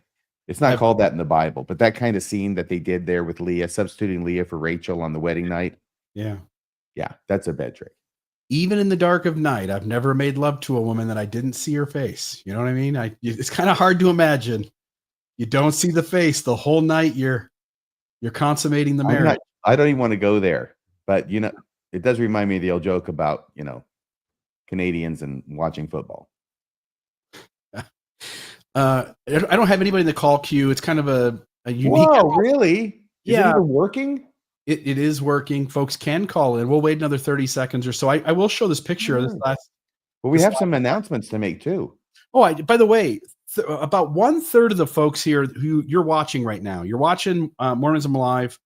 About 1/3 of you have not subscribed to the channel yet. What's up? Yes. Would you please just click the subscribe button and subscribe to Mormonism Live? Subscribe to the Mormon Discussion channel so that when Radio Free Mormon episodes come out, when Mormonism Live episodes come out, when Mormon Newscast comes out, will you please subscribe so that you know that those things are happening? Hit the bell, hit the thumbs up, And that way, when new content is coming out and you don't miss the things that are happening in Mormonism. I do have so happy that you did. You will. We do have some events we'll talk about here in just a moment, but I do have Chuck down below, so I'll bring Chuck on. Chuck. Hi. I wasn't going to let you Chuck. guys go without a caller tonight. Well, thank you, because I was starting to feel kind of down. Such a great episode. There's so much to be said about it, right? Yeah, what is it? What is you called about something, but I do want to ask you. How many times do these people have to be called out on this before they're going to stop being dishonest with their members? At this point, I think, Bill, you were saying something about this. We've got the KJV demonstrably being used in the Book of Mormon and in, the JST. And, well, of course, it's using the JST. But we've also got Clark in the JST and the KJV. And they're starting to develop a pattern. When you are seeing something that you think he couldn't have had access to this, you need to flip that paradigm. It is proof that he did have access to it at this point. Yes. You need And to it ask should have yourself, been all along. Right. It really should have been all along. If Sherlock Holmes is looking at this, he's not looking at this as evidence of supernatural stuff. He's saying, okay, well, this is showing he had access to it somehow. Yeah, and the fun part is figuring out how he got that access. I think they need to spend more time just enjoying that treasure hunt of, this is how he knew. And you know who the best person is at that, in my mind? I think it is Terrell Givens. You're right. He likes to hide it, but it's there. Terrell Givens is the guy. He loves destroying Mormonism. He loves destroying people's faith in Mormonism. I think he looks down on people's faith, the regular widow from Parowan and their fundamentalist faith. He looks down on, and so he wants to help them understand the rare atmosphere of his particular kind of advanced faith by dropping bombs on theirs. Well, I mean, there's such thing as carefully worded denials, but Givens is kind of a carefully worded obfuscation. So you've got to mine it out of him too. I call Givens the erudite ruse. Yeah, I think it's more ruse than reality, his being erudite. Well, anyway, he functions at a level above me. I have to take the time with the dictionary to read him. Yeah, he's going to get me one night while I sleep. That's why you sleep in the top bunk, right? Right. I'll give a description of him to the cops and they'll arrest Fiona. That's all I know. If I give them a picture of Terrell, they're still going to arrest Fiona. Oh boy. They say you're together long enough, you look like each other. Well, they've been together a long time then. Because they're identical practically at this point. Yeah. Shakespeare is here for good. That's my my Gibbons impression.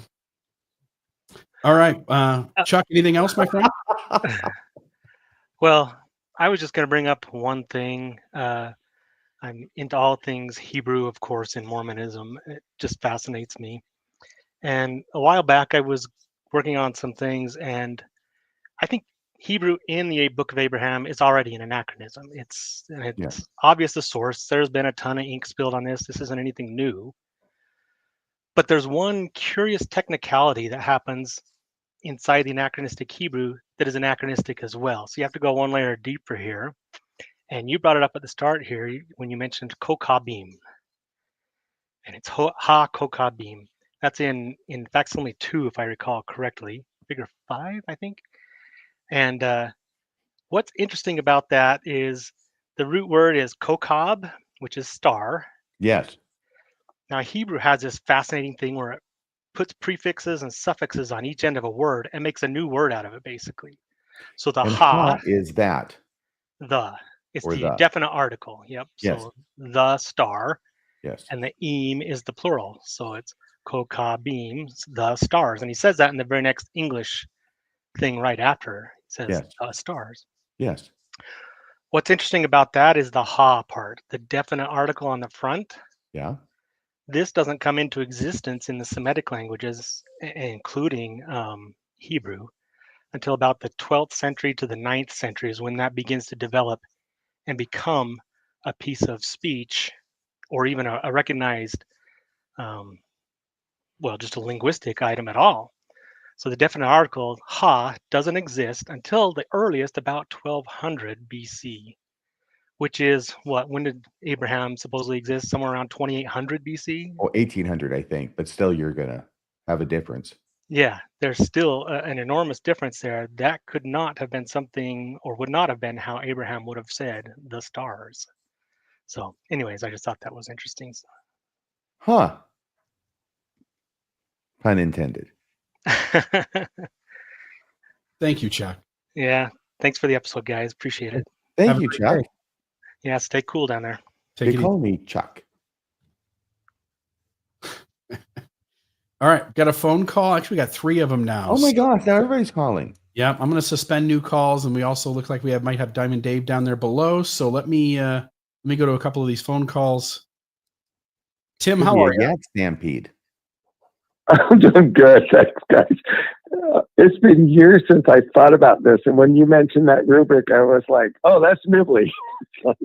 It was Hugh Nibley. I thought at first it was, but I wasn't sure. And as I kept describing it, I thought, no, this is totally what Nibley sold me on. And then I found out he wasn't telling me the truth, and I thought, I feel like I can't trust you anymore, Hugh. Yes. Oh my goodness. Yeah, these guys play the same stupid games all the time. Did you believe that the first time you heard it, Tim? Did I believe? Well, yeah, because I think it was in the Egyptian endowment where I first ran across it. Okay. I'm pretty sure that's where it was. And then I found out later on that was just a compilation of a bunch of stuff he'd written in BYU studies about the Egyptian papers and stuff. But yeah. There's this other thing that Mormon apologists do that connects with this whole problem. And it's they say this thing, and what they say is something like, I can't, we've been answering this question for 200 years. This question's been asked forever. This problem's been presented forever. This is the critic hashing out problems that have been around since Eber D. Howe and Mormonism Unveiled. And yes, the trouble is you have to resolve the problem for it to go away. And they never do. They don't resolve any of these problems. They stay. Mormonism doesn't add up. And the sooner that they can just come clean about it, the sooner we can all collectively move on with something that approaches closer to reality. Yeah, yes. Because until I resolve it, we'll still keep talking about it. I mean, we'll still keep pointing it out. That Nibley now, Givens now. Who's next? Oh, Milstein. It's just ridiculous. It's just ridiculous. And they'll do it again. The next generation will say the Alma thing again. Alma was a ancient male name. You're gonna see this same stuff. People are gonna keep pushing this along because the church has to remove these 2 essays, at least the parts of them that are incorrect. And they're not going to do that. Yes. It's everyone on the inside that knows. The apologist and the church have all gone, as long as we keep members from reading too widely, and as long as we're determined to lie no matter what, we can continue to do this until Jesus comes back, which will be forever. We just keep on lying. Yeah. Anything else, Tim? They'll never catch that. No, that's all. This was fun, though, looking at it tonight. I really enjoyed it. That was a good presentation. Yeah, RFM did a great job preparing. Have a great day, Tim. Yeah, really. You too. Take it easy. Stay cool. All right, next caller Stay here. cool because Tim's from Bakersfield. Yeah, there might be a famine in the land there. Mm-hmm. Caller, what's the Hello? name? Yeah, what's the name, caller? My name is Blessing. Blessing? Hello? Yeah, we're listening to you. Yeah, there are 2 things that you mentioned that I wanted to raise. The first one, yes, I'm always frustrated the time I'm listening to World Radio and they say, oh yeah, the critics have raised these points again and again. I'm like, yeah, I would agree. The reason that's why it's raised, it's because it's a fundamental flaw in your belief system and it's not resolved. Just like the same way they are attacking the Trinity for Christianity. People have raised that from the beginning of the Council of Nicaea, and people have given an explanation for it. But the Mormons, even right now, almost 2,000 years ago, are still attacking that point because, quote unquote, it's a weakness in the Christian belief. So I would say embrace your problems and try to deal with them accordingly. But from the discussion today, I came in a little bit late. I just wanted to get your perspective. I feel like in the absence of the golden plates and the papyri, because whenever I'm talking to people that are still within the church, they're asking me to explain where the Book of Mormon came from. I come from the point of where did the Doctrine and Covenants and the Joseph Smith translation come from? Because in the absence of the golden plates and the papyri, Joseph Smith was getting these things from somewhere, and it's no different from the way he came up with his other sermons and Doctrine and Covenants, plus the Joseph Smith translation. What do you all think about that? I think if I understand you correctly, what you're saying is there's no gold plate. So why should we think that the Book of Mormon is any different, really, insofar as how it was produced than the Joseph Smith translation, where Joseph Smith has nothing that he's translating off of, or the Doctrine and Covenants, where he has nothing he's translating off of, with maybe a couple of one or two minor exceptions? Yes. Yeah, because Joseph Smith doesn't know Egyptian, because Joseph Smith doesn't know Reformed Egyptian, because Joseph Smith doesn't know whatever was on the Kinderhook plates. The translation from the critic's perspective is consistent from production to production. Joseph is inventing a narrative, whether he has some cues in front of him in some way, for instance, inside the hat, or whether he has the ability to be a storyteller, which is evidenced by his mother saying that he sat in front of the family for hours and told them the stories of the Nephites and the Lamanites. Regardless, the LDS Church needs each one of Joseph Smith's translation productions to be unique and done in a way that's different from the others if their arguments are to hold up. The critic doesn't need that. The critic just needs Joseph Smith being consistent from production to production, making it up and implementing things that are contemporary to him in his mind that he's read and the experiences of others that he's related to. Something I want to mention to you, because I think you've hit on something really important here, is that Joseph Smith is doing the same thing in all of his translation productions. He's just making it look different. And this is part of the magical aspect and the showmanship aspect of Joseph Smith, which is when you're a magician, okay, there are a certain number of tricks that you can do, and there really aren't that many as far as effects. You can make something appear, you can make something disappear, you can have something penetrate something else, you can have a levitation, or you can have a transposition. Something changes into something else, okay? So those are really about the 5 things that you can do as a magician. And everything else, I mean, you think that's really weird. It's kind of overwhelming to think that everything else is just presentation and how to do a certain way, okay?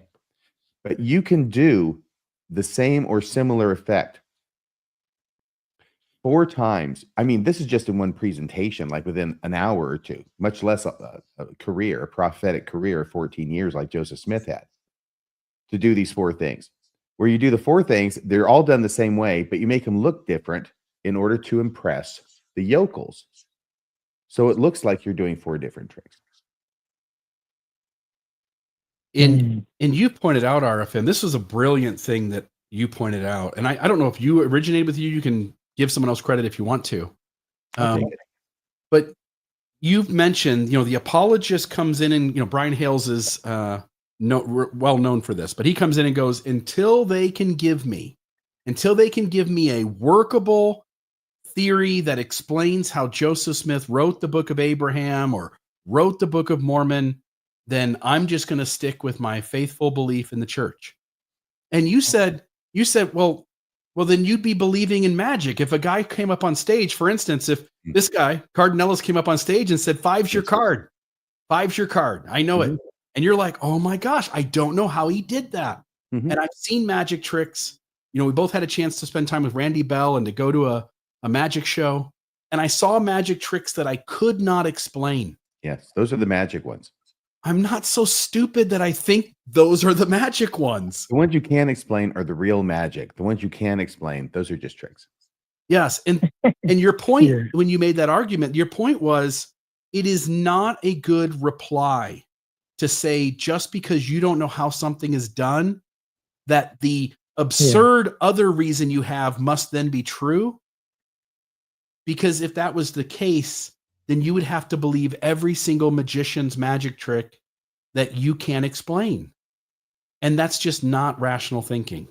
As a general rule, when something happens and you don't know how it's happening, whether you're seeing some lights in the sky or bumping into a cold spot at home or something like that, we're seeing a magic trick, okay?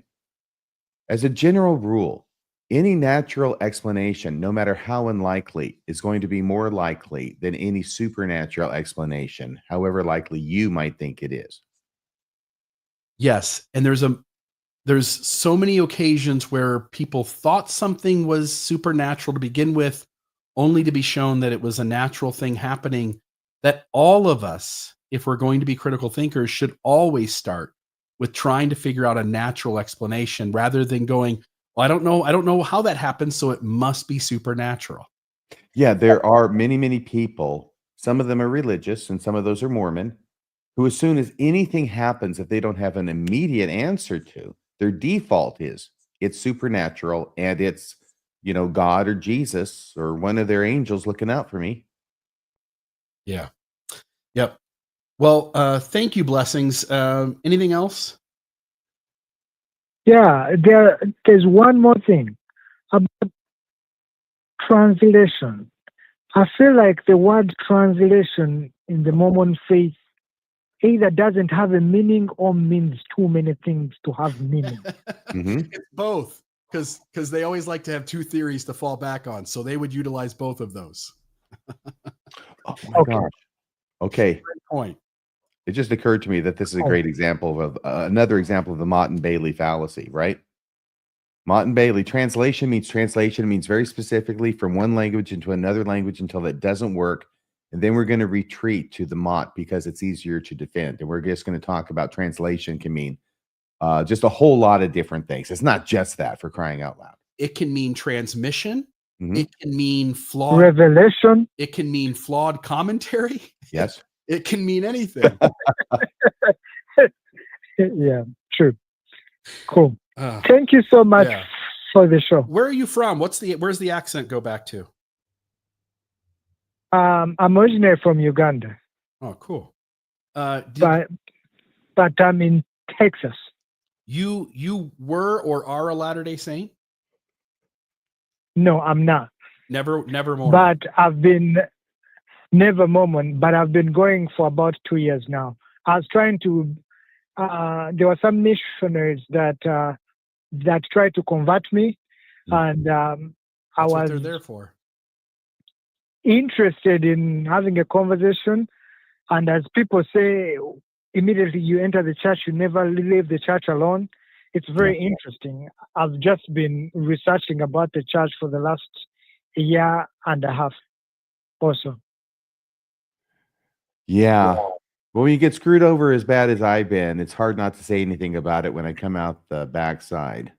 Yeah, and we did come out the backside. I'm sorry. I'm sorry for you. So you were met by the missionaries, you were taking the lessons, going to church, and you still are attending? Yes, because now I've made friends there and I know for sure the church is not true. But the best way for me to I was like, you know what? I've already invested a lot of time in learning about the truth of the church. I'm going to be there, make friends, and tell them about the things I'm finding, because I feel like people are not so much interested in finding out the truth. Well, they're certainly not. I think that you're in the sweet spot. line. Blessings, you're in the sweet spot right now. As long as you are not a member of the church, but you're investigating, they're going to treat you like royalty. Oh, they're going to let you say whatever you want, and nobody's going to be too harsh on you. So you've got a great platform to sprinkle in the truth. Do you get any pushback? Does anybody tell you to not say those things? Yes. No. I have pushback. I'm not saying these things publicly, but the people I'm talking to, I'm asking of questions. The things you all are discussing here, right? And I'm not a pushover, right? It's like you need to have answers to these things. Otherwise, the thing you're believing is really not true, right? Because I do remember Terrell Givens. I was listening to one of his interviews, and he's like, some of these questions shouldn't be answered because they are not your real question. I'm like, no, but it's a faith about your belief. If your belief is true, you should be having answers to these questions regardless of where they are coming from. So, True. Because I'm hearing your experience, you've been in the church and you're saying the same thing about the people on Word Radio are saying these are not true questions, but former Mormons are saying these are true. So who is lying? Hey, so Blessings. I would think, Word Radio, Midnight Mormon. Yes, did you see the debate that I had with them? Yes. You cooked them so good.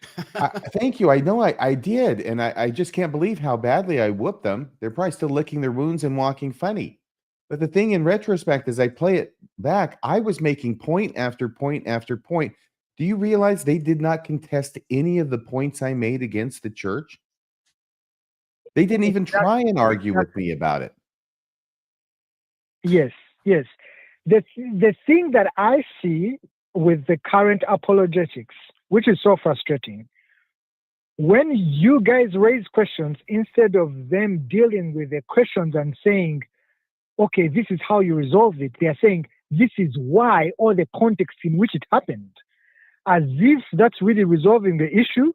You providing context on why something is off doesn't really resolve it. Or the guys at Word Radio, they are just making jokes and not resolving the issues at all, which is so frustrating. Yeah, on Word Radio, usually all they do is whoop and mock, and they don't actually say anything of substance. I've come to conclude that they're not serious people. Yeah, they're bad faith. Yes. They're bad actors. And by the way, I mean that in more than one way. They're bad actors, but they're bad actors. I'll just note, when you come to somebody with a question, and Mormonism does this all the time. You just pointed this out, at least in part. When you come to Mormonism with a question, everybody's ready to go. That's not the important question. The important questions are the ones that we can answer sufficiently. The ones we can't answer sufficiently, those are not the important questions. And I just want to note, that's another magic trick. That one's called sleight of hand. So, wow, I blinked it right the right time, and it looked like it vanished completely. Look at that. That was so cool. And if you don't know how I did that, then it must be. And it was really magic. Well, thank you very much, Blessings. Thank you so much for educating us about the church. Yeah. Have a great day. Thanks for calling in. You as well. Folks, if you've been following Radio Free Mormon and I's work since the beginning, you deserve a master's degree in Mormonism. Doesn't it feel like RFM? Like, if you take your life energy you've spent in understanding this religion, you have 4 or 5 times over earned a doctorate degree in Mormonism. I'd have a couple. Yeah, you'd at least a couple. We've got Diamond Dave below, and we got one more caller, but I do want to note to people, there are 2 events I want to mention. If you want to see Radio Free Mormon in action, you're going to want to do 3 things. Number 1, you're going to want to register for Sunstone. Lindsay Hansen Park will very much appreciate you for doing that. Number 2, I'm going to put it in the live chat.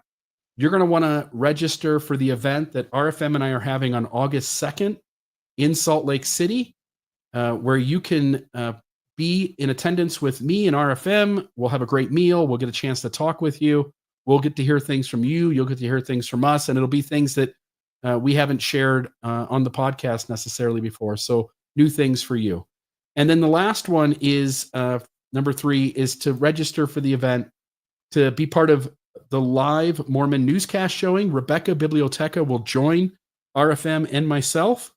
We'll do a live episode of the Mormon newscast in Salt Lake City, and you'll have a chance afterward to have a little munch and mingle. And for about an hour and a half, 2 hours, we'll be able to enjoy your company after the show is over, and there'll be some snacks and refreshments there. And there'll be no prayer over the food, so you won't have to worry about that. You can say one quietly if you want. If you'd like to. But we hope that we'll get to see you at Sunstone, at the Unfiltered event, and at the live showing of the Mormon newscast. Yeah, So- it's going to be great. All right. Next, I've got one more caller, and then we'll go to Diamond Dave. And so, caller, what's the name? Voice of Irrationality. Voice of Irrationality. That's right. Okay, I can't wait to hear what's gonna come out next. RFM mentioned the Hugh Nibley in the about the rubric on the papyri. Yes. Yeah, it's worse than he made it out. Really? Because yes, I'm reading from the second edition, but I have read the first edition of the Egyptian endowment, the Joseph Smith papyri, Okay. and he makes the argument. The prophet Joseph himself has supplied us with the most conclusive evidence that the manuscript today identified as the Book of Readings, Joseph Smith's papyri XI and X, that'd be 11 and 9, was not in italics, in his opinion, the source of the Book of Abraham. So this is Joseph Smith telling us about his opinion. By the way, the Zachary Oliver Cowdery's quotes they're using from the History of the Church. They put, a lot of other people's words into Joseph Smith's mouth in that book. So one would think that Nibley would know that. And I'm sure he did. The quote is, the record ... is beautifully written on papyrus in black and a small part of red ink or paint in perfect preservation. That's Oliver Cowdery being quoted, right?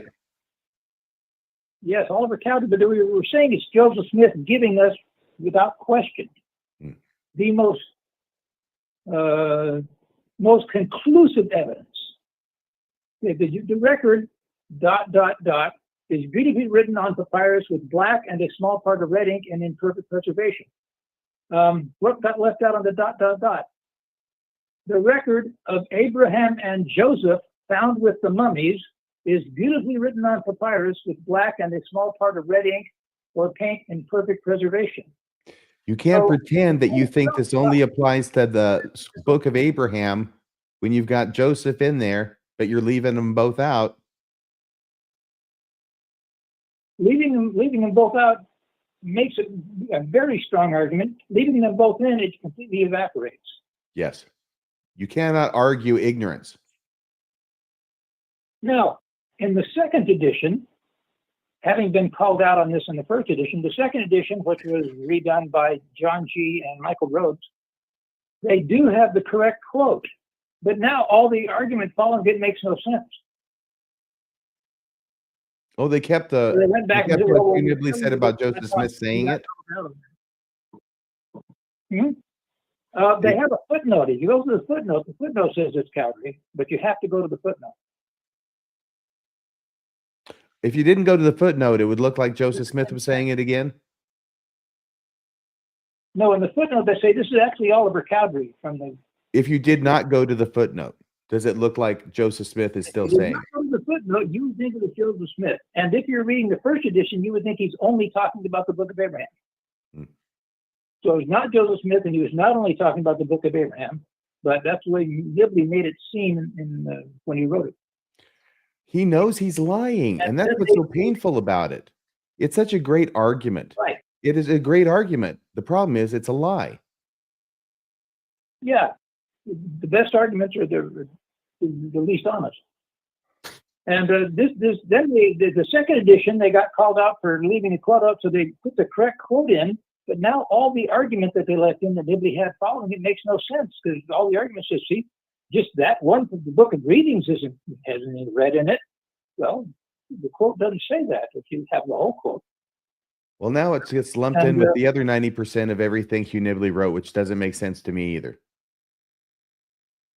Right. Another place where I found a very similar thing was in a book by Marky Peterson called Adam, Who Is He?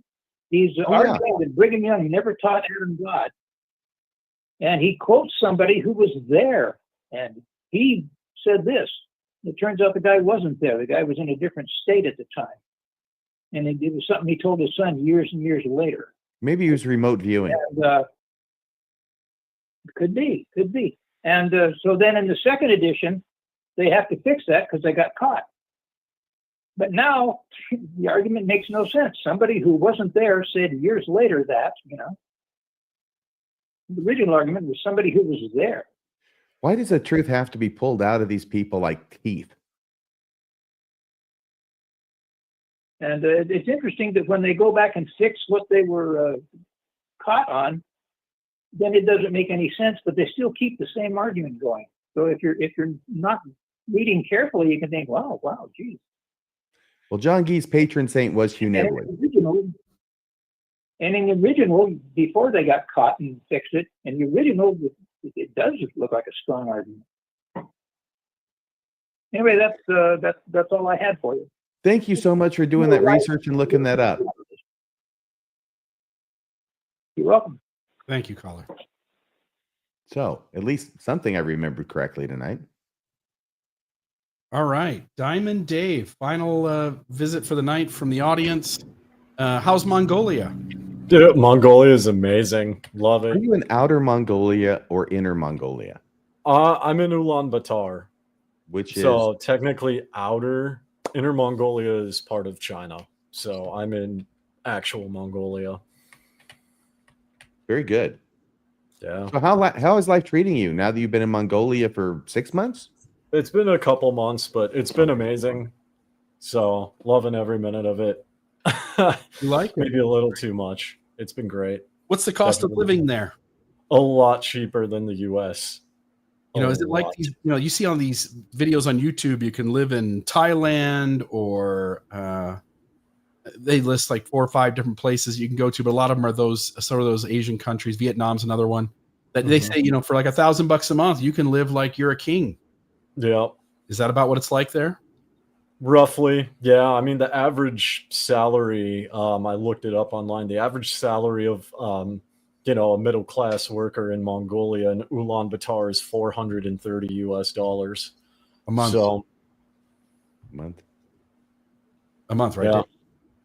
There. It's good. And with the tariff war, everything went down in price too. So I've been loving that. That was Are good. you living like a king? Yeah. I am. Although How's the humidity? It's actually very dry here. It's extremely dry, drier than Utah. Yep. Gobi. How safe is it to be there? You're right between Russia and China, and those guys are playing nicely. It's safer than the U.S. Like me and my fiance, we've taken walks late at night, like 2:30, 3 in the morning. There's no gunshots, no carjackings, no stabbings. Way different than the U.S. Actually, when I was living in Minneapolis, I had a stray bullet hit my car when I was actually inside of it, went straight through the window. Well, Minneapolis, no wonder. Yeah, but it's nothing like that here. It's pretty great. It's really great. What's the population of that town? I'm gonna have to look that up. I don't know off the top of my head, but Okay. I think there's like, I think Mongolia is like 3 million people ish total. Yeah. So it's like the size of Utah approximately in population. Yeah, it looks like the humidity there is in the at the low months, which is May, it's in right underneath 50, and but averaging probably in the mid 50s or so, and then once in a while it gets up into the maybe early 70s, low or high 60s. Yeah. That's a big deal for me. I got to be somewhere where it's not humid. Oh yeah. Now, when it comes to like Russia and China, it's pretty calm here. There are quite a few Russians in Ulaanbaatar. There's actually a monument right by my house that the Soviets built after they helped Mongolia gain independence. And then China's Mongolia's #1 trading partner. So a lot of young people go to university from Mongolia. They go to China. And then there are some Chinese people who come to Mongolia as well. We actually have neighbors that are from China, and they're pretty cool people. Is it best that you don't tell anybody that you're American?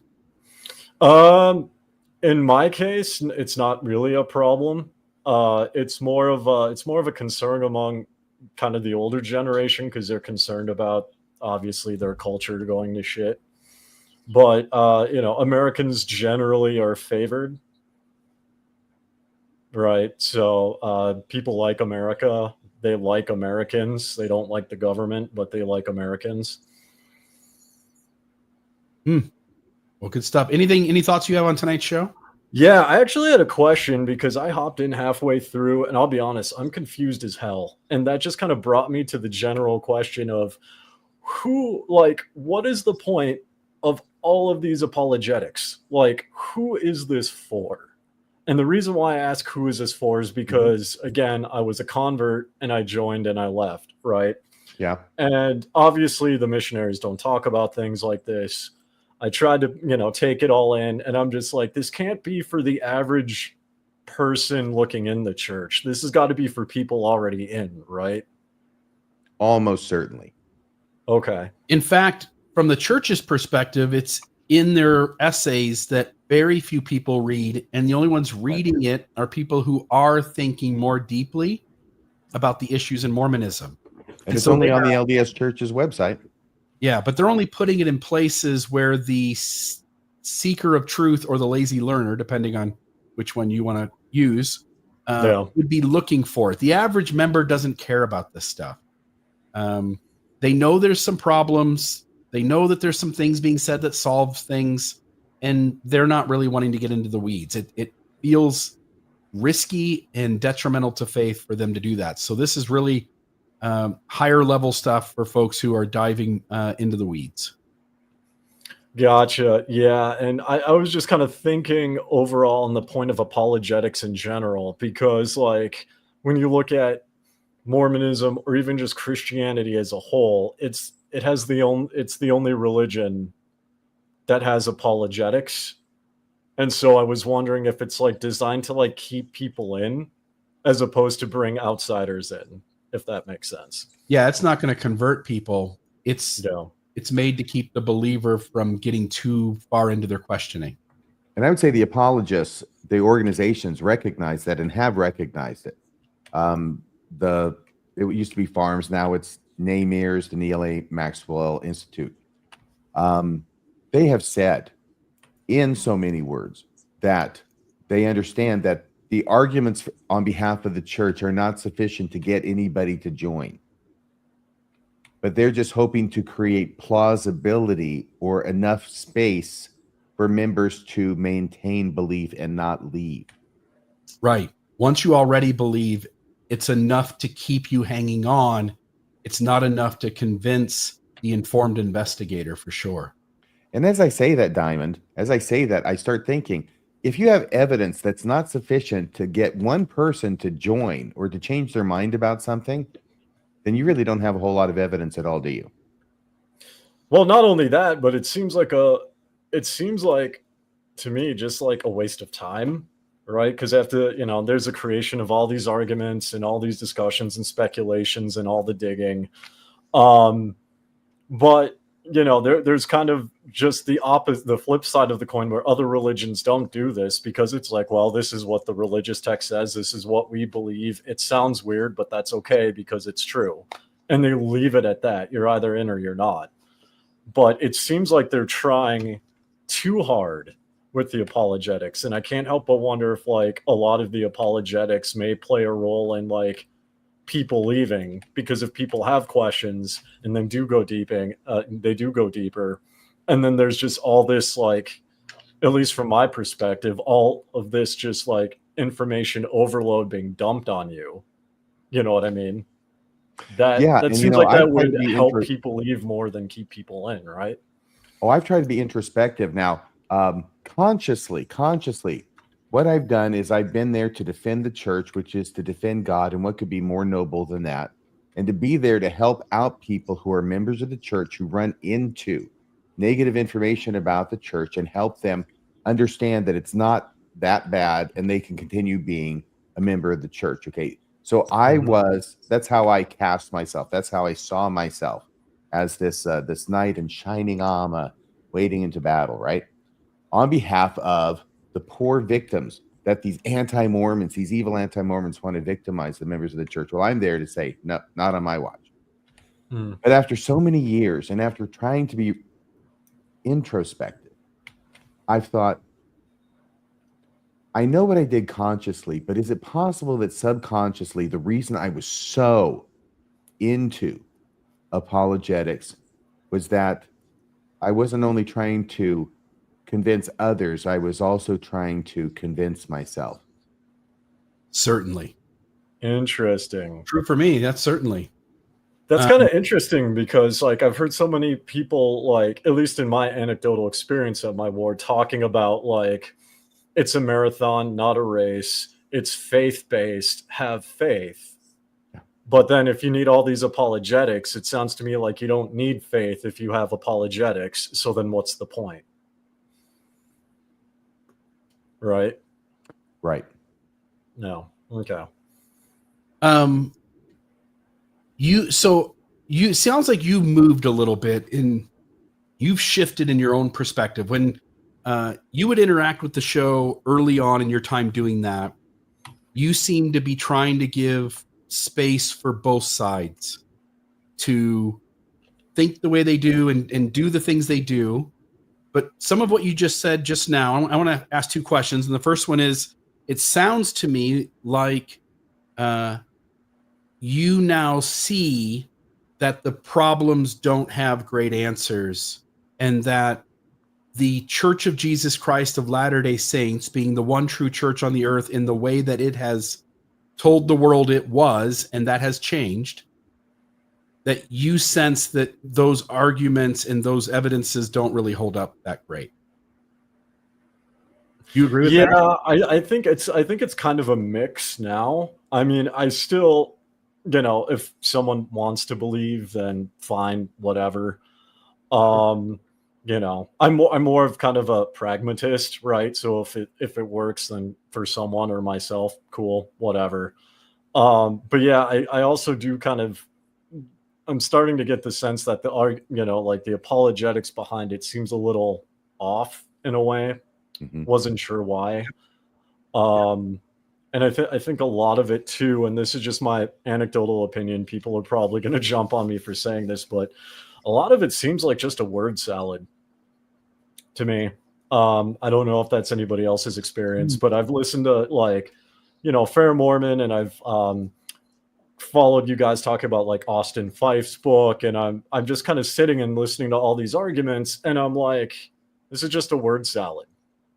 At the end of the day, it's like, okay, here's a true believing Mormon's experience, and then the rest of Austin Fife's book can just be summed up with see Fair Mormon. It's just the same thing but copy pasted. And then my second question for you, do you see the value? Because you were in the very beginning, you were I wouldn't say critical, but you would push back against what RFM and I are doing. And I'll just ask now in this moment, do you sense the value of somebody going, hey, wait a minute, you're giving 10% of your money to this thing. Mm-hmm. You're sending your children across the country to be away from you for 2 years, spreading a message. You see how it is obfuscating its history and putting irrational arguments together as if they're evidence. And you're seeing the way that the church has a strong influence on relationships and how people feel safe navigating their autonomy.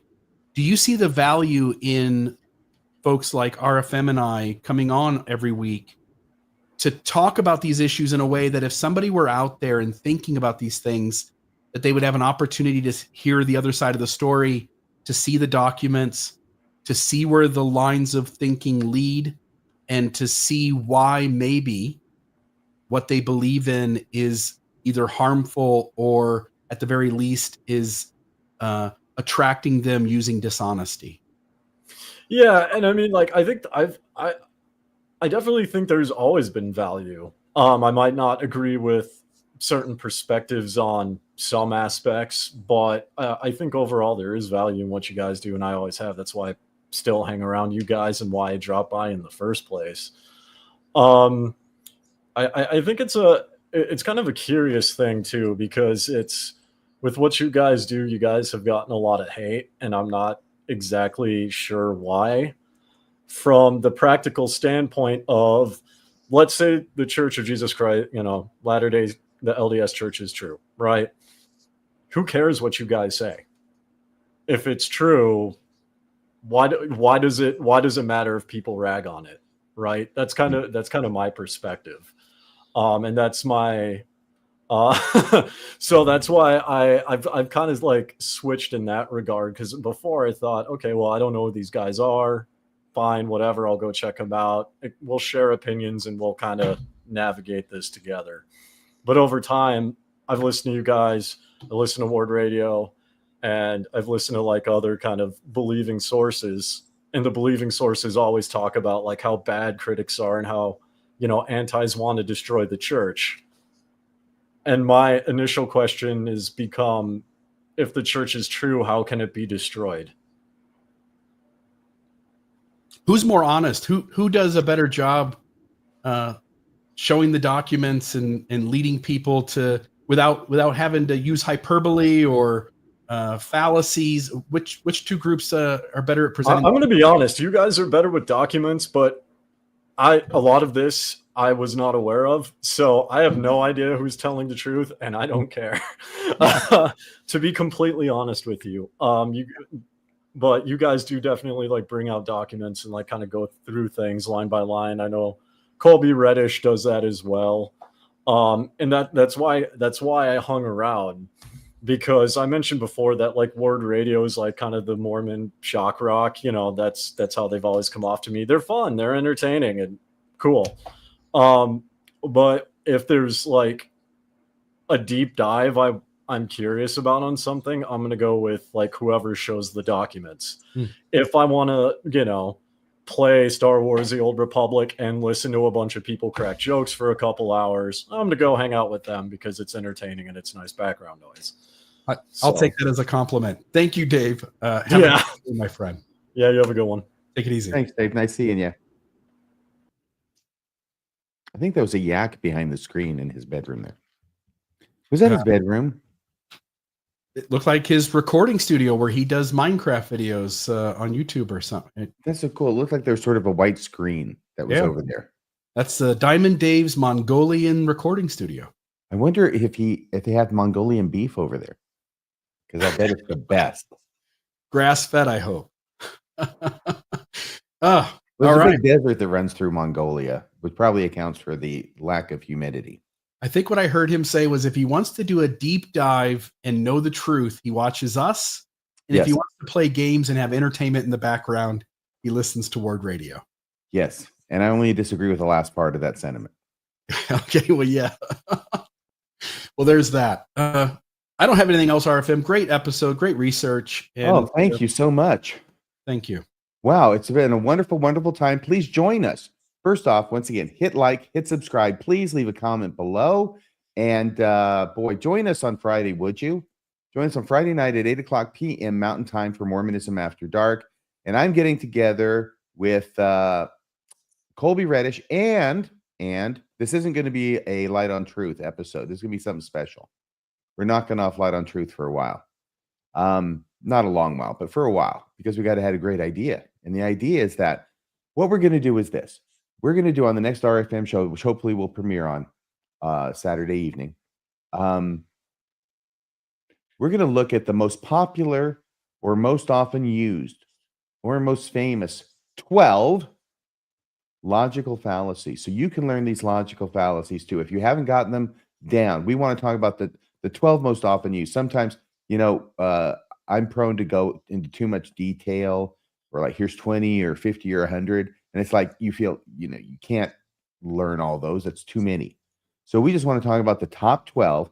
And in order to cement the learning process in, and this is the fun part, Bill, we're going to give examples from Mormonism of each of these 12 logical fallacies to help you remember what they are and be able to use them in context.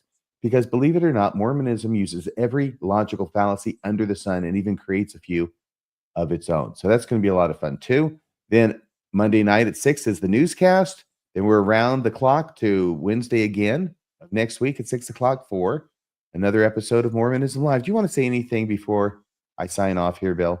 No, just register for the 2 events. Come to Sunstone. Can't wait to see you guys, and really appreciate everybody who supports the show. If you aren't a donor, please go to MormonismLive.org, click the donate button. $5 a month, $10 a month. You're paying more to have the UFC channel on your streaming device, or HBO Plus, or Paramount, or Netflix. If you could just send a few bucks, we would deeply appreciate it. And all those who do support our work, thank you so much. You really do make all of this possible. Yes. Thank you all so much. That's from the heart, from both Bill and me. So see you next time here on Mormonism Live. Once again, thanks for everybody watching. Good night.